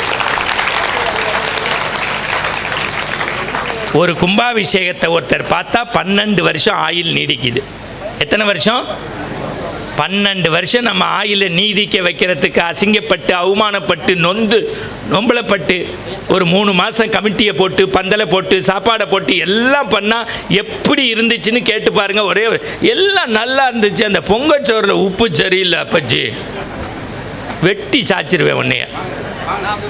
நம்ம வீட்டில் 2 பேர் வந்தால் நம்மளால் காப்பி கொடுக்க முடியல. அப்போ அந்த கமிட்டிக்கு ஒரு நிமிஷம் இடைவிடாது ஒரு கைத்தட்டு கொடுக்கலாமா? இன்னும் பத்தலையே, பத்தலையே, இன்னும் பத்தலையே.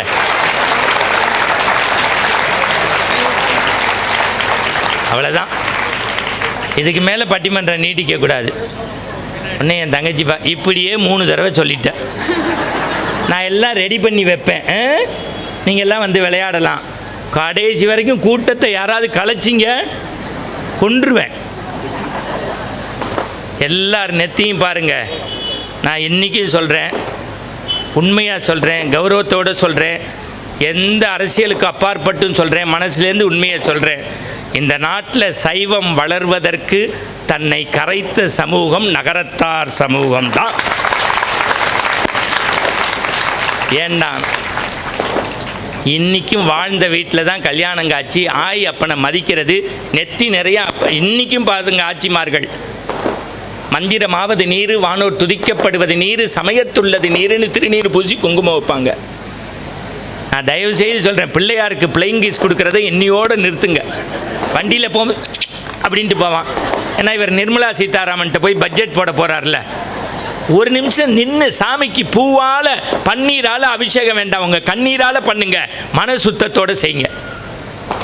நான் திருப்பி திருப்பி சொல்கிறேன், சாமிகிட்ட அது வேணும் இது வேணும்னு கேட்காதீங்க.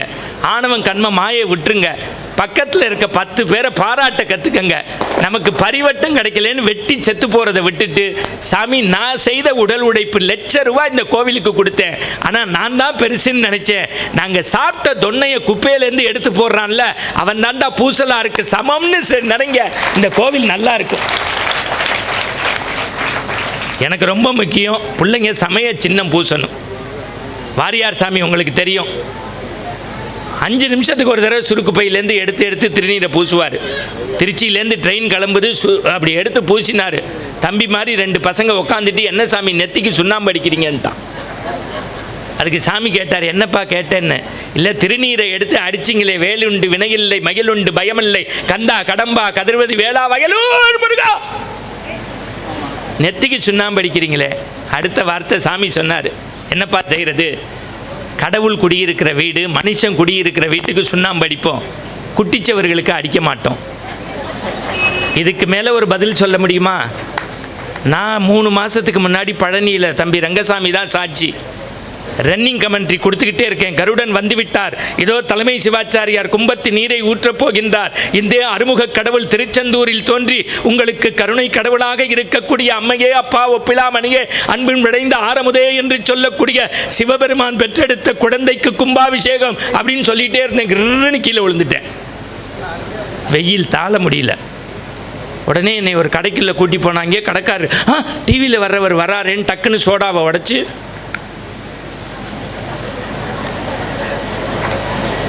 அங்கே கொடுத்தாங்க.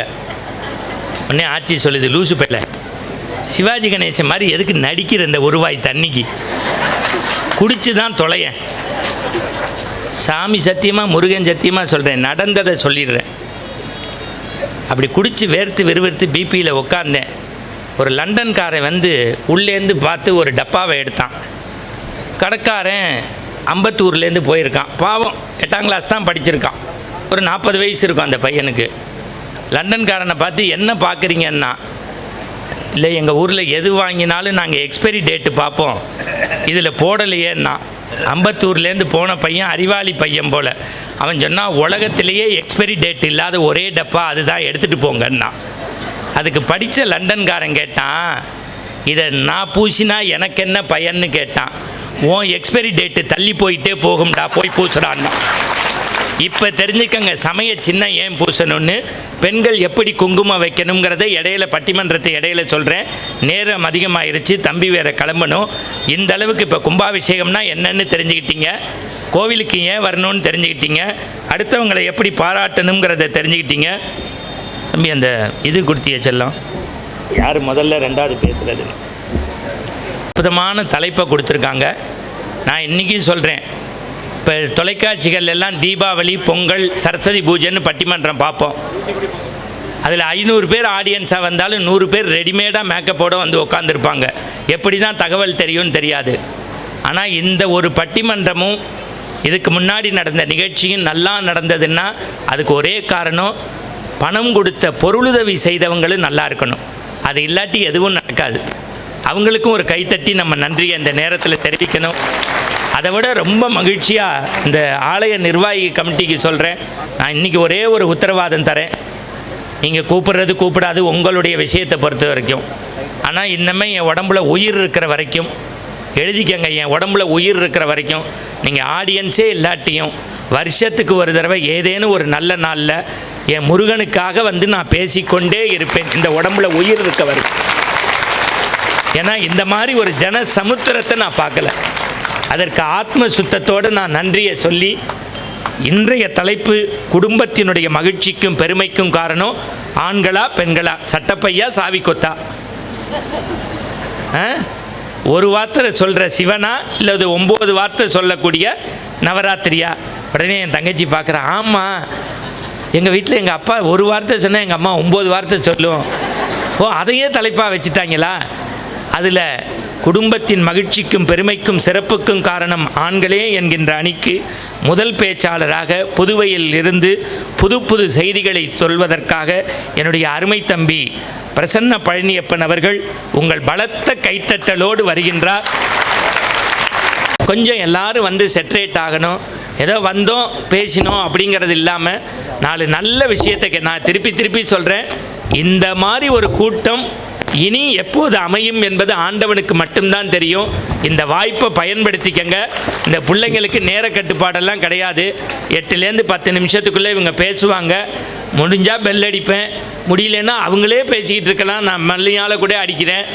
அதுக்கப்புறம் நீங்கள் எல்லாம் அனுமதிச்சா ஒரு 10 நிமிஷம் தீர்ப்புரைன்னு சொல்லிவிட்டு, ஏன் சாப்பாடு உண்டு இல்லை அதில் சோத்துலேயே இரு நீ. அரைஜான் வயிற்றுக்கு தானே மனுஷன் கஷ்டப்படுறது. வாழ்க்கையில் என்னத்தை கொண்டு போகிறோம்? நான் திருப்பி சொல்கிறேன், இறைப்பணி, சமூக பணி, அடுத்தவனுக்கு தொண்டு செய்கிறது என்று வாழக்கூடிய நகரத்தார் சமூகத்திலிருந்து 6 அறிஞர் பெருமக்கள் அழகு தமிழில் பேச வருகின்றார்கள். முதலில் உங்களை மகிழ்விக்க பிரசன்னா உங்கள் பலத்த கைத்தட்டலோடு ஆண்களே என்கின்ற அணியில் பேசுகிறார். திருச்சிற்றம்பலம். எழும்போதும் வேலும் மயிலும் என்பேன், எழுந்தே மகிழ்ந்து தொழும்போதும் வேலும் மயிலும் என்பேன், தொழுதே உருகி அழும்போதும் வேலும் மயிலும் என்பேன், அடியேன் உடலம் விழும்போதும் வேலும் மயிலும் என்பேன், செந்தில் வேலவனே. எல்லாம் வல்ல அம்பத்தூர் ஆறுமுகப் பெருமானுடைய திருவருளுக்கும் குருவருளுக்கும் தமது மணியான பேச்சாற்றலாலும் முத்தான கருத்துக்களாலும் மக்களின் மனங்களையாலும் மணிமுத்தாக இருக்கின்ற எங்கள் நடுவரையா மணிகண்டன் ஐயா உள்ளிட்ட அவைக்கும், இங்கே அருமுகச் செவ்வாளின் அநீதிகள் கோயிலாக இருக்கக்கூடிய இந்த அம்பத்தூர் மேனாம்பேடு அருள்மிகு சுப்பிரமணிய சுவாமி ஆலயத்தினுடைய திருக்குட நன்னீராட்டு பெருவிழாவினை காண வந்திருக்கின்ற அன்பர் பெருமக்களாகிய தங்கள் அனைவருக்கும் எனது அன்பான மாலை வணக்கத்தை உரித்தாக்கி மகிழ்கிறேன். இப்போ இன்றைக்கு பட்டிமன்றத்துக்கான தலைப்பு குடும்பத்தின் மகிழ்ச்சியும் பெருமையும் ஆண்கள் கையிலா அல்லது பெண்கள் கையிலா. எங்க கவியரசு கண்ணதாசன் அற்புதமா ஒரு கவிதை சொல்லுவாரு, ஒரு கந்தல் துணியின் கதை. கந்த துணியோட கதைக்கும் ஆண்கள் பெண்கள் பட்டிமன்றத்துக்கும் என்ன சம்பந்தம் நீங்க கேட்பீங்க. அதை நான் பேசி முடிக்கிறப்போ உங்களுக்கே புரிஞ்சிடும். நான் ஐயா இதையும் ஆண்லேயே வைக்கணையா? நான் எந்த துணியை பற்றியும் கேட்க மாட்டேன், நீங்கள் எதை வேணாலும் பேசலாம். அவங்க கேட்பாங்கல்ல ஐயா. அப்படி கந்தல் துணியின் கதை. பருத்தி என்றொரு செடி வளர்ந்தது பருவப்பெண்ணை போலே, அந்த கரிசல் கழனி மேலே அது சிரித்த அழகில் காய் வெடித்தது சின்ன குழந்தை போலே அந்த வண்ண செடியின் மேலே. அதாவது ஒரு பருத்தி விளைதான். அப்படி விளைந்த பருத்தி மில்லுக்கு போய் நூலாகி அந்த நூல்களை எல்லாம் இழைத்து ஆடையாகிறது, ஒரு அழகான ஆடையாகிறது. அழகு வண்ணம் கலந்து நெய்ததில் ஆடை வந்தது மெல்ல, பலர் மானம் காத்து கொள்ள இடை குழையும் மாதர் உடலில் ஏறி கோல கவிதை சொல்ல உடல் மூடி அணைத்து கொள்ள. இப்போ இதுவரைக்கும் என்ன சொல்லியிருக்கிறாங்கன்னா, அந்த ஆடையாக வருது இல்லை, அந்த நூல்கள் எல்லாம் இணைந்து பல ஆடைகளாக வருது. அது பல பேருக்கு அவர்களுடைய உடலை மறைத்து கொள்ளும் ஆடையாக இருக்குது. இது எல்லாமே ஓகே, அழகான ஆடைகள் வந்துருச்சு. இப்போ அந்த அழகான ஆடைகளில் ஒரு ஆடை கிழிஞ்சு போச்சு. அப்போ அதோடைய நிலைமை என்ன? படுக்கையறை அலமாரியிலிருந்து சமையலறை மேசைக்கு அந்த ஆடை வந்துடும். அப்போ அதுக்கு பேர் அடவடி கந்தன்னு நம்ம செட்டிநாட்டில் சொல்லுவாங்க, சரியா? அப்போ அது ஆடம்பர துணியாக இருந்தது அடவடி கந்தையாயிடும். இப்போ இதுக்கும் ஆண்கள் பெண்களுக்கும் என்னப்பா சம்பந்தம் ஒன்றும் புரியலையேன்னு கேட்டால், இன்றைய குடும்பங்களில் அந்த அடவடி கந்தையாக இருக்கிறதே எங்களை மாதிரி ஆம்பளைங்க தான். அதை சொல்லுப்பா, அதுக்கு தான் இவ்வளோ நேரம் வெயிட் பண்ணிட்டு. ஆமாம் ஆமாம் ஐயா. எப்போவுமே ஹீரோ இன்ட்ரடக்ஷன் உடனேலாம் வந்துடக்கூடாது இல்லையா, கொஞ்சம் பில்டப் வேணும் இல்லையா ஹீரோ வர்றதுக்கு. அதனால தான் அந்த பில்டப். உங்களுக்கு கல்யாணம் ஆயிடுச்சா? அந்த ஒரு கொடுமை இன்னும் என் வாழ்க்கையில் நடக்கல ஐயா. ஒரு ஆம்பளை தனியாக சிரிக்கும் போதே இன்னும் ஆகலேன்னு நமக்கு தெரிய வேண்டாமா? இப்போதான் கல்லூரி படிச்சுக்கிட்டு இருக்கிற ஐயா. ரொம்ப மகிழ்ச்சி. நல்ல பொண்ணா அமையட்டும். இப்போ அதாவது ஆண்கள் பெண்கள் பட்டிமன்றம் எல்லாம் சரிதான். இந்த அடவடி கந்தைக்கு ஆம்பளைங்களுக்கு என்ன சம்மந்தம்னு கேட்டால், அடவடி கந்தையை நம்ம சமையலறையில் எதுக்கு பயன்படுத்துவோம்? நம்மளுடைய இந்த ஏதாவது கொதிக்கிற சட்டியோ பானையோ இறக்கி வைக்கிறதுக்கு பயன்படுத்துவோம். அப்போ அது பயன்படுத்துகிற பொழுது என்ன ஆகுறது, அந்த சூடு அந்த துணி தாங்கிக்குது, நமக்கு சூடு இல்லை. நாங்கள் ஆம்பளைங்களும் அப்படித்தான். குடும்பத்தில் வருகிற துன்பங்களை எல்லாம் தாங்குகிறவர்கள் நாங்களாகத்தான் இருப்போம். குடும்பத்துக்கு இன்பங்களை மட்டும்தான் நாங்கள் கொடுப்போம். எப்படி அந்த அடவடி கந்தை வந்து சூட்டை தாங்கி சுகத்தை மட்டும் அதை பிடித்திருக்கிற கைகளுக்கு கொடுக்கிறதோ, அதே மாதிரி தான் எங்களை போன்ற ஆம்பளைகளும் இந்த துன்பத்தை எல்லாம் தாங்கிக்கிட்டு இன்பத்தை மட்டும்தான் கொடுப்பா. தம்பி நீ நல்லா பேசுற, ஆனால் நம்புற மாதிரி ஏதாவது சான்று சொல்லணும்னா இருக்கவே இருக்கு. இன்றைக்கு உங்கள் வீட்டில் செட்டியார்கள் எல்லாம் இருக்கிறார்கள், ஆட்சிமார்கள் எல்லாருக்குமே தெரியும். ஒரு லோன் வாங்குறதுனாலோ இன்சூரன்ஸ் எடுக்கிறதுனால யார் பேரில் எடுப்பாங்க? ஆட்சிமார்களே சொல்லுங்க. அவங்க பேரில் தான் எடுப்பாங்க. தப்பி தவறி உங்கள் பேரில் எடுக்க மாட்டாங்க. எடுத்தாலும் அன்னைக்கு ராத்திரி என்ன ஆகுங்கிறது உங்களுக்கு தான் தெரியும். எடுக்க மாட்டாங்க. ஆனால் இதே ஒரு சொத்து வாங்குறதோ, ஒரு வீடு வாங்குறதோ, நிலம் வாங்குறதோ, எது வாங்குறதுனால யார் பேரில் வாங்குவாங்க? ஆட்சிகள் பேரில் தான் வாங்குவாங்க. துன்பத்தை எல்லாம் அந்த வீட்டு ஆம்பளைகள் தான் தாங்கிக் கொள்வார்கள். இன்பத்தை மட்டும்தான் குடும்பத்துக்கு கொடுப்பாங்க. அப்படிப்பட்டவர்கள் எங்களுடைய ஆண் பிள்ளைகள். இன்னும் எடுத்துக்காட்டா சொல்லணும்னா, திருவள்ளுவர் சொல்வாரு, தம்மில் தம்மக்கள் அறிவுடைமை மாநிலத்து மண்ணுயிர்க்கு எல்லாம் இனிதுன்னு சொல்வார்ல. அப்படிப்பட்ட திருக்குறளை இயல்பிலேயே வந்து ஆண்கள் கிட்ட தான் அதிகமாக நம்ம பார்க்க முடியும். அந்த திருக்குறளினுடைய சாறு எங்கே இருக்குன்னா இயல்பாகவே ஆண்கள் கிட்ட தான் இருக்கு. இதுவும் ரொம்ப மேலோட்டமான எடுத்துக்காட்டு தான். இப்போ நிறைய பேர் வந்து குழந்தைங்களை தூக்கிட்டு போகிறாங்க, அதை கூட நம்ம பார்க்குறோம். அந்த அம்மா தூக்கிட்டு போகிற பொழுது இடுப்பில் தான் வச்சு தூக்கிட்டு போகிறாங்க, இடையில வைத்து. ஆனால் இதே ஒரு ஆண்மகன் தூக்கிட்டு போகிறான்னா அப்படி செய்ய மாட்டான். தோள் மேலே வச்சு தூக்கிட்டு போவான் குழந்தைய, இல்லை தலைமையில கூட வச்சு தூக்கிட்டு போவான். காரணம் ஒன்றே ஒன்று தான், ரொம்ப சிம்பிள் தான். ஒரு பெண் தாய் என்ன நினைப்பாள்? தான் பார்த்து அறிந்து உணர்ந்து தெளிந்த உலகத்தை தான் அந்த குழந்தை பார்க்கணும்னு நினைப்பா.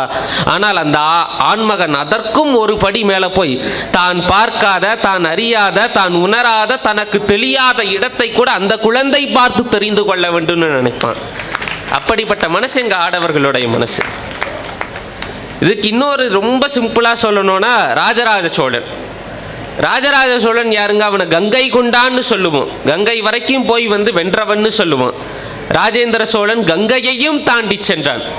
ராஜேந்திர சோழன் கடாரம் கொண்டான்னு சொல்லுவோம். ஏன்னா அவன் அப்பாவையும் தாண்டி போனான். அந்த இடத்துல அதற்கு காரணமாக இருந்ததே ராஜராஜ சோழன் தான். இன்னும் எங்கள் வீட்டு ஆண்களை எல்லாம் பற்றி சொல்ல வேண்டும் என்று சொன்னால், ஒரு குழந்தை அனுதினமும் படிப்பதற்கு வேண்டுமானால் வீட்டில் இருக்கிற தாய்மார்கள் காரணமாக இருக்கலாம். ஆனால் அவன் ஆண்டு முழுவதும் பள்ளிக்கு செல்வதற்கு காரணமாக இருக்கிறது தந்தைமார்கள் தானே.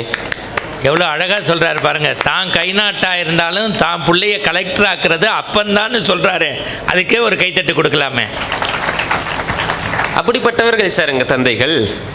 நிறைவாக ஒன்றே ஒன்று, இப்போ நம்ம பெண்களுக்கு பிரசவ காலம் வருகிறது, மருத்துவமனைக்கு போகிறாங்க, பிரசவ வலி வருகிற பொழுது உள்ளே போகிற பெண் என்ன நினைப்பா? தாய் என்ன நினைப்பா?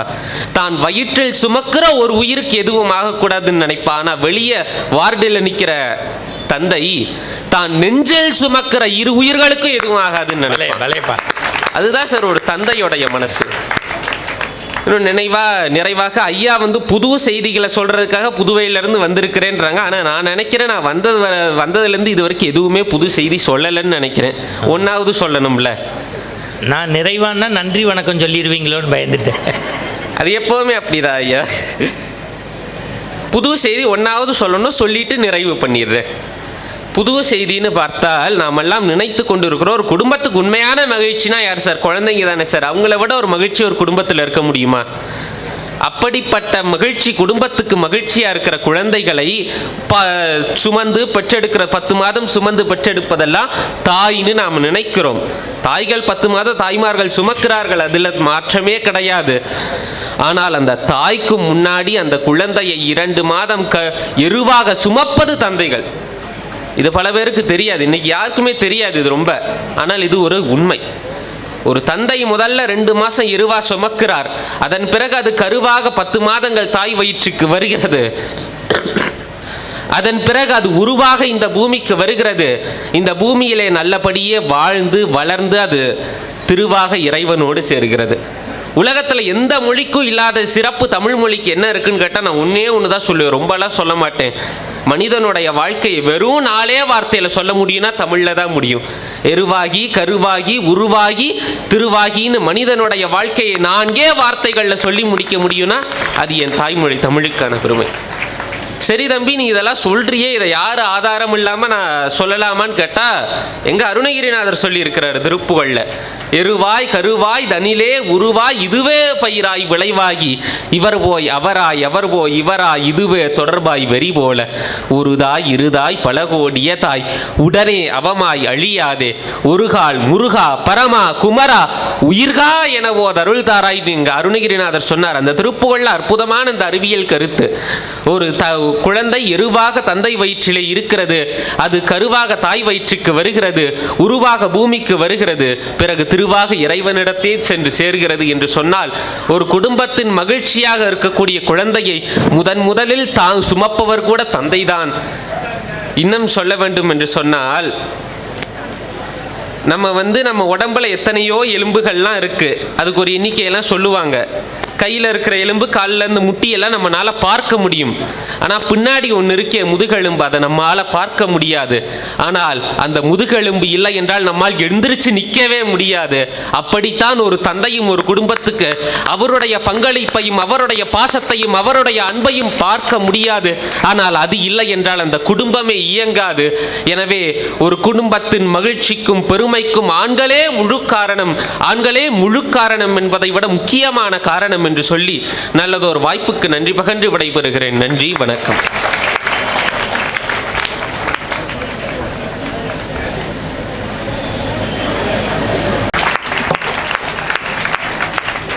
இன்னைக்கு கம்பராமாயணமோ பெரிய புராண பாடலோ சிலப்பதிகார விஷயமோ மேடையில் சொல்கிறது இயல்பு. ஒரு திருப்புகளை உச்சரிப்பை சரியாக சொல்கிற அடுத்த தலைமுறை பிள்ளையை இங்கே பார்த்தோம். நிறைய சமய சொற்பொழிவு பண்ணுறாரு, மரபு கவிதை எழுதுகிறாரு, நேரடி வர்ணனை பண்ணுறாரு. உண்மையிலே எனக்கு என்ன தெரியுமா, அடுத்த தலைமுறை அவர்கிட்ட பிடிச்சது. இப்போ நான் முன்னுரை பேசும்போது கூட என்னோட சின்ன பிள்ளைங்க தான், ஆனால் நான் கேட்டுக்கிட்டேன் கொஞ்சம் நேரம் எடுத்துக்கிட்டேன், மன்னிச்சுக்கங்க, ஏன்னா எல்லாரையும் செட்ரேட் பண்ணணும்னு. அந்த 10 நிமிஷத்துக்குள்ளே கொண்டு வந்த செய்தியை சில பேர் பல மணி நேரம் பேசணும்னு அவசியம் இல்லை, 10 நிமிஷத்தில் பசுமரத்தில் ஆணி அடித்த மாதிரி பேசினார்ல, அதுக்கே ஒரு கைத்தட்டு பிள்ளைக்கு கொடுக்கலாம். அதில் அழகாக சொன்னான்.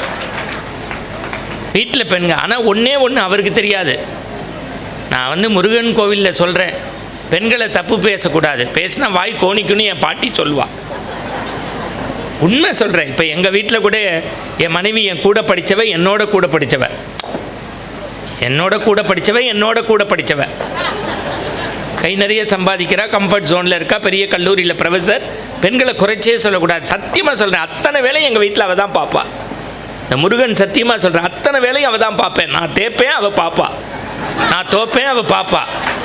நான் கூட்டுவேன், அவள் பார்ப்பா. அதில் ப்ரௌன் சட்டை போட்டு எங்கள் அப்பச்சி பார்க்குது, நம்ம வீட்டில் நடக்கிறத அப்படியே சொல்கிறானேன்னு. இது வீட்டுக்கு வீடு வாசப்படி தான்.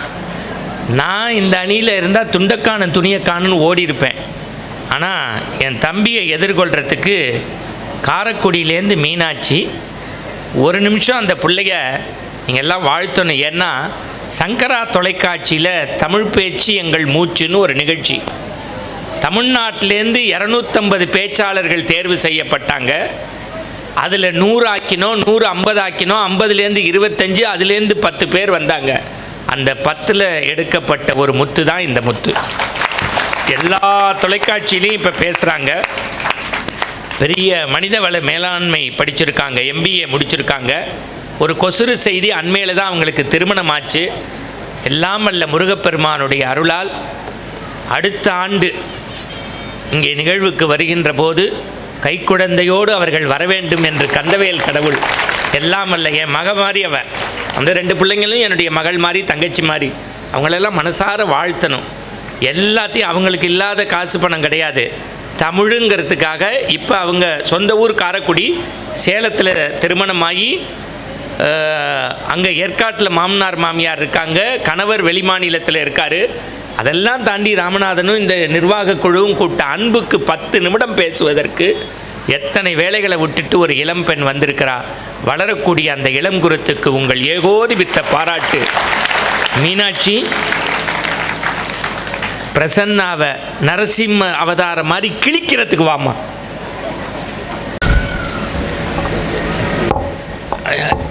இந்த பிள்ளைக்கு ஒரு பாராட்டு. ஏன்னா இரவு பஸ்ஸுக்கு போகணும் அந்த பிள்ளை. இன்னொன்று சொல்லிடுறேன், ஒரு நிமிஷம் யாரும் என்கிட்ட சொல்ல வேண்டாம், பேசிட்டு போங்க, நீங்கள் போயிடாதீங்க.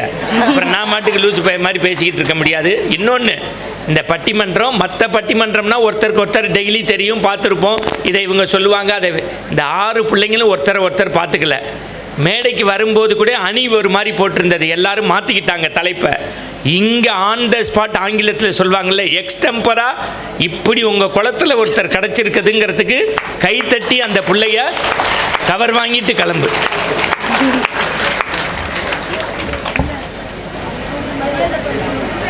இப்போ உங்கள் உள்ளம் கவர் கல்வனா என் தங்கச்சி வரா. நல்லா பண்ணுங்கம்மா, நல்லா பண்ணு, பார்த்து தம்பி. பொதிகை மலை காட்டுக்குள் பொருணை நதி வீட்டுக்குள். அம்மா ஒரே ஒரு செகண்ட்ரா, ரொம்ப இடறி போனால் அப்புறம் நீங்களாம் அடுத்த சேனலுக்கு போயிடுவீங்க. புதுவயல் பிறப்பு, CA இன்டர்மீடியட் படிப்பு, 19 தான் வயது, ஞானமோ மிக பெரிது, ஆன்மீக சொற்பொழிவு, பட்டிமன்ற பேச்சு, கும்பாபிஷேக நேர்முக வர்ணனை செய்து வரும் இவர்கள் குமர புகழ் என்று சந்த பாடல்களால் செட்டிநாட்டு கந்த பெருமானை போற்றும் நூல் ஒன்றையும் எழுதியுள்ளார்கள். கோவை சிறவை ஆதீனத்தின் சமய சொற்பொழிவாளர் என்ன மரியாதை செய்கிறதுக்கு இப்போ சகோதரி தொடருங்காங்க. நல்ல ஒரு கைத்தட்டு. நான் செப்பட்டி வித்தக்கார மாதிரி ஆயிட்டேம்மா, ஆரம்பிச்சிருக்கேன்.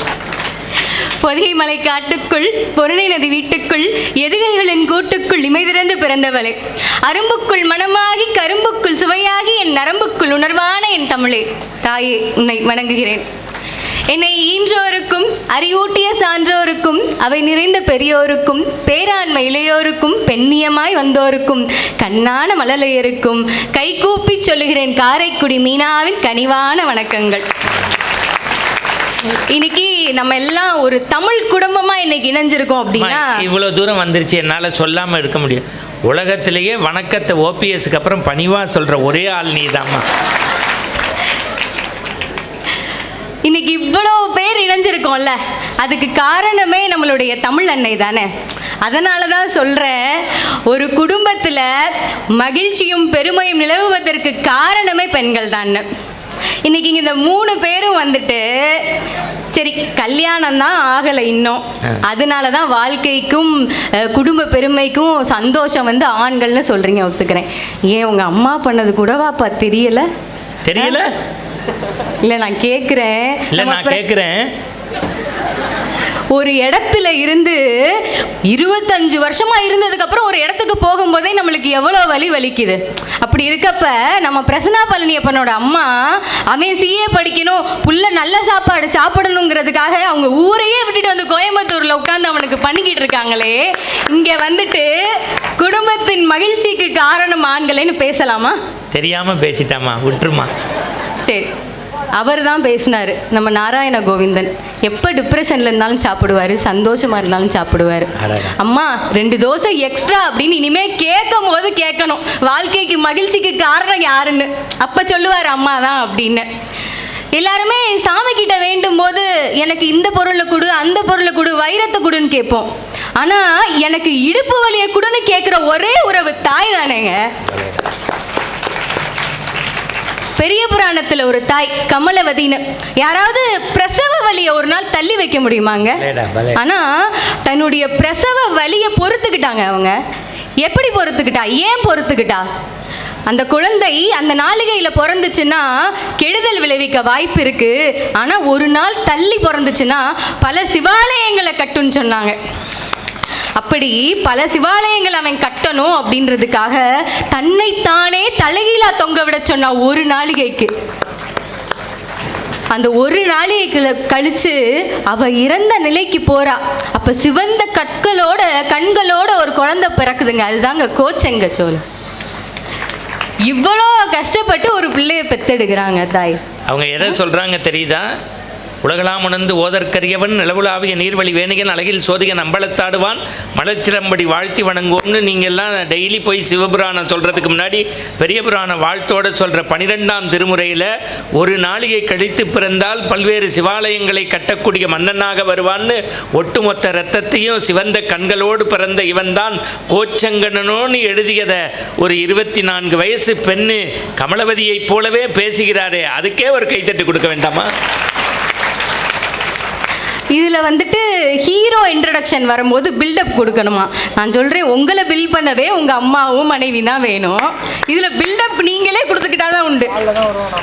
இப்போ இப்படி நம்ம வழி தவறி போயிடுறாங்க ஆண்கள் அப்படின்னா அதுக்கு உடனே என்ன சொல்லுவாங்க? கால் கட்டு போடுப்பா சரியாயிருவா. அதுக்கு என்ன காரணம்? அவனை நல்வழிப்படுத்தி அவளுக்கு நல்லதை சொல்லி கொடுத்து அது மூலமாக மகிழ்ச்சி கிடைக்கணும் அப்படின்றதுக்காக தான். அதே ஒரு புள்ள தவறான வழியில் போச்சுனாலும் யாரை கேள்வி கேட்பாங்க? நீ வளர்த்தது சரியில்லடி, பிள்ளைய ஒழுங்காக வளர்த்தியான்னு பொண்ணுங்களை தானே கேட்பாங்க. சரி, எல்லாம் சொல்லலாம். ஆண்கள் கேட்கும் போது, கல்யாணத்துக்காக ஆண்கள் தேடும் போது சம்பாதிக்கிறதுக்காக நீங்கள் கேட்குறீங்க, நல்லா சம்பாதிக்கிறேன்னா அதுக்கப்புறம் தான் நல்ல குணமுடையவளான்னு கேட்குறீங்க அப்படின்னு சொன்னால். ஆனால் பெண்ணை சார்ந்த கேள்விகள்லாம் பாருங்கள், அவள் குடும்பத்துக்கு ஏற்ற பொண்ணாப்பா, எல்லாரையும் அனுசரித்து போவாளா அப்படிங்கிறது தானே கேள்வியாக இருக்குது. நம்ம நகரத்தார்களில் திருமணத்துக்கு தாலி கட்டுறதுக்கு வந்து திருப்பூட்டுதல்னு சொல்லுவாங்க. அந்த திருப்பூட்டுதலுக்கு என்ன தெரியுமா அர்த்தம்? திருனா மகாலட்சுமி, வர மகாலட்சுமியை பூட்டி வச்சுக்கப்பா அப்படின்றது தான் அர்த்தம். வேலைக்கு போயிட்டு இருப்பாங்க அந்த பெண், தனக்கு ஒருத்தர் பாவமாக பார்க்குறாரு, வர்றது மகாலட்சுமி மாதிரி வந்தால் பரவாயில்ல, அது பத்திரகாளி மாதிரி இல்லை, சில சமயம் வருது, கோவம் வந்தால் முடியை விரிச்சு போட்டு வேப்பலைக்குள்ள எடுத்து ஆடிடுதேன்னு அவங்க நினைக்கிற மாதிரி இருக்கு. அது அவங்க நினைக்கிற மாதிரி தெரியலையே. இது ஏதோ மைண்ட் வாய்ஸ் மாதிரியே கேட்குதா? மைண்ட் வாய்ஸ் நினச்சி கொஞ்சம் சத்தமாக பேசிட்டீங்க. இதை கரெக்டாக வீடியோவில் எடுத்து போட்டு எனக்கு 7:30 கூட்டிடாதீங்க. இப்போ கல்யாணத்துக்காக மாப்பிள்ளை பார்த்ததுக்கப்புறம் மாப்பிள்ளை எந்த ஊராக கூட இருக்கலாம் மாப்பிள்ளை, ஆனால் அந்த மாப்பிள்ளை வேலையை விட்டுட்டு வர மாட்டார். ஆனால் அந்த பொண்ணு பார்த்துட்டு இருக்க வேலையை விட்டுட்டு அந்த திருமணத்துக்காக தயாராவா. இப்படி திருமணத்துக்காக வேலையை விடுறா, திருமணம் ஆனதுக்கப்புறம் டெலிவரிக்காக வேலையை விடுறா. அவள் தன்னுடைய எல்லாத்தையும் விட்டுட்டு குடும்பத்தையே முதலாக நினச்சி அதுக்கப்புறம் தாங்க அவளோட கேரியர் பேஷன் எல்லாமே இருக்குது. ஆனால் எந்த ஆணாவது கல்யாணத்துக்காக வேலையை விட்டு நீங்கள் பார்த்துருக்கீங்களா?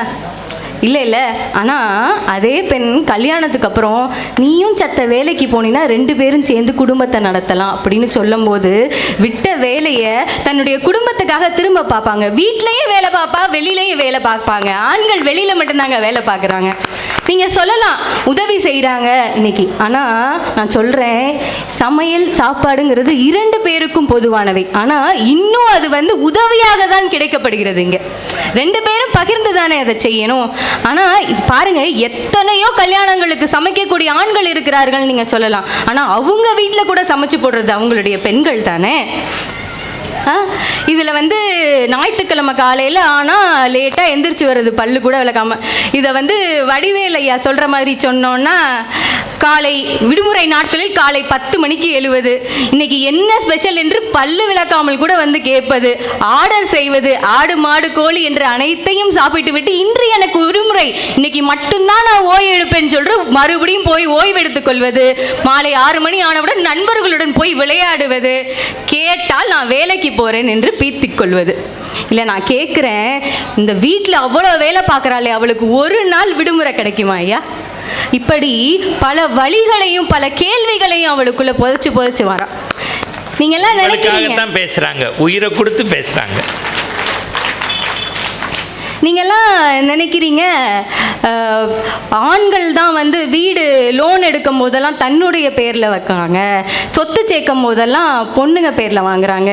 ஆனால் சிமெண்டாலையும் செங்கலாலையும் வீடை தான் கட்ட முடியுமே தவிர ஒரு பெண்ணால் மட்டும்தான் ஒரு இல்லத்தை உருவாக்க முடியும். வீடு என்பது வேறு, இல்லம் என்பது வேறு. அதனால்தான் உங்களுக்கு இல்லால்னு பேர், இல்லத்தையே ஆள்போல் நீங்கள் தான். எங்களுக்கு அத்தான்னு பேர் வைப்பான், தோட்ட அத்தான், மூக்குத்தி அத்தான், வளையல் அத்தான்.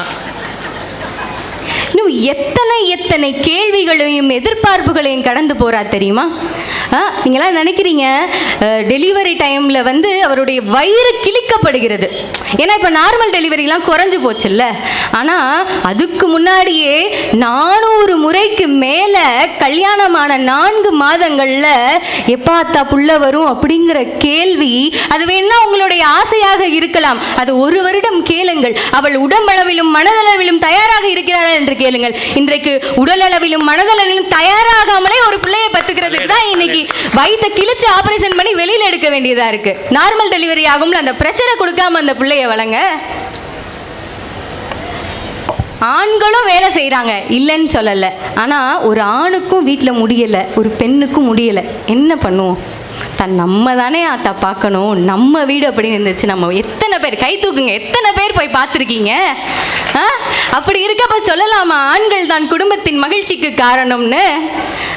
இன்னைக்கு பெண் என்பவள் பணிவிடை செய்யணும், பெண் என்பவள் சமைக்கணும், பெண் என்பவள் வாரிசை சுமக்கணும், பெண் என்பவள் வீட்டினுடைய அறத்தையும் குடும்பத்தையும் முன்னேற்றணும்னு இன்னைக்கு அவ்வளவும் சொல்லிக்கிட்டு இருக்கோம். இத்தனை எதிர்பார்ப்புகளை கடந்து வரா சார் அவ. அதனால தான் வைரமுத்து தன்னுடைய மனைவிக்கு ஒரு அழகான கவிதை எழுதினார். 1000 பாடல் என் அறைதனில் உண்டு, 1000 பாடல் என் அறைதனில் உண்டு, ஆனால் எனக்கு பிடித்த இன்பப் பாடல் உன் சருகு புடவையின் சலசல போன்றே. எத்தனை பல்லவி எழுதியிருப்பேன், எத்தனை பல்லவி எழுதியிருப்பேன், ஆனால் எனக்கு பிடித்த இன்பப் பல்லவி சீ போங்கள் என்னும் சினுங்கள் மட்டுமே. வெளியே என்னை வீரன் என்பார், கிளியே உன்னை கேட்டால் தெரியும். துரோகம் என்னை துளைக்கும் வேளையில் வாழால் அறுத்த வாழையாய் மலை மேல் விழுவதும் மடியில் வீழ்வதும் உனக்கே தெரியும், ஊர அறியும். கல்வியும் புலமையும் அறிவும் கொண்ட நீ சேவகம் புரிவது செவிலி போல் அல்லவா? கழுத்து வரைக்கும் கம்பளி தன்னை இழுத்து போர்த்தும் அழகை சொல்லவா? கலைந்த முடியை கைவிரலாலே அலைந்து கொடுக்கும் அழகை சொல்லவா? விளிம்பின் மீது விரல் படியாமல் குவளை தேநீர் கொடுப்பதை சொல்லவா? குற்றம் புரிந்தால் குழந்தை நான் என்பாய், மற்ற வேளையில் மகாகவி என்பாய். நோயில் வெந்து நொந்த போதெல்லாம் மருத்துவத்தாலா மறுபடி எழுகிறேன், நோயில் வெந்து நொந்த போதெல்லாம் மருத்துவத்தாலா மறுபடி எழுகிறேன். இல்லை கண்மணி இல்லை, உன் கடைவிழி திரளும் கண்ணீர் என் மேல் விழுந்தவுடன் நான் எழுந்து விடுகிறேன்னா. இப்படி தானே நெல்லாகவும் இருந்து அரிசியா வெந்து சோறா விருந்தளிக்கும் போது அந்த கணவனுடைய முகத்திலையும் குழந்தைகளுடைய முகத்திலும் இருக்க சந்தோஷம் பாருங்க. அந்த சந்தோஷத்துக்காக தன்னையே அர்ப்பணித்துக் கொள்பவ பெண்கள். அதனாலதான் சொல்றேன், ஒரு வாழ்க்கையில் மகிழ்ச்சிக்கும் பெருமைக்கும் காரணம் பெண்கள் என்று. நன்றி, வணக்கம்.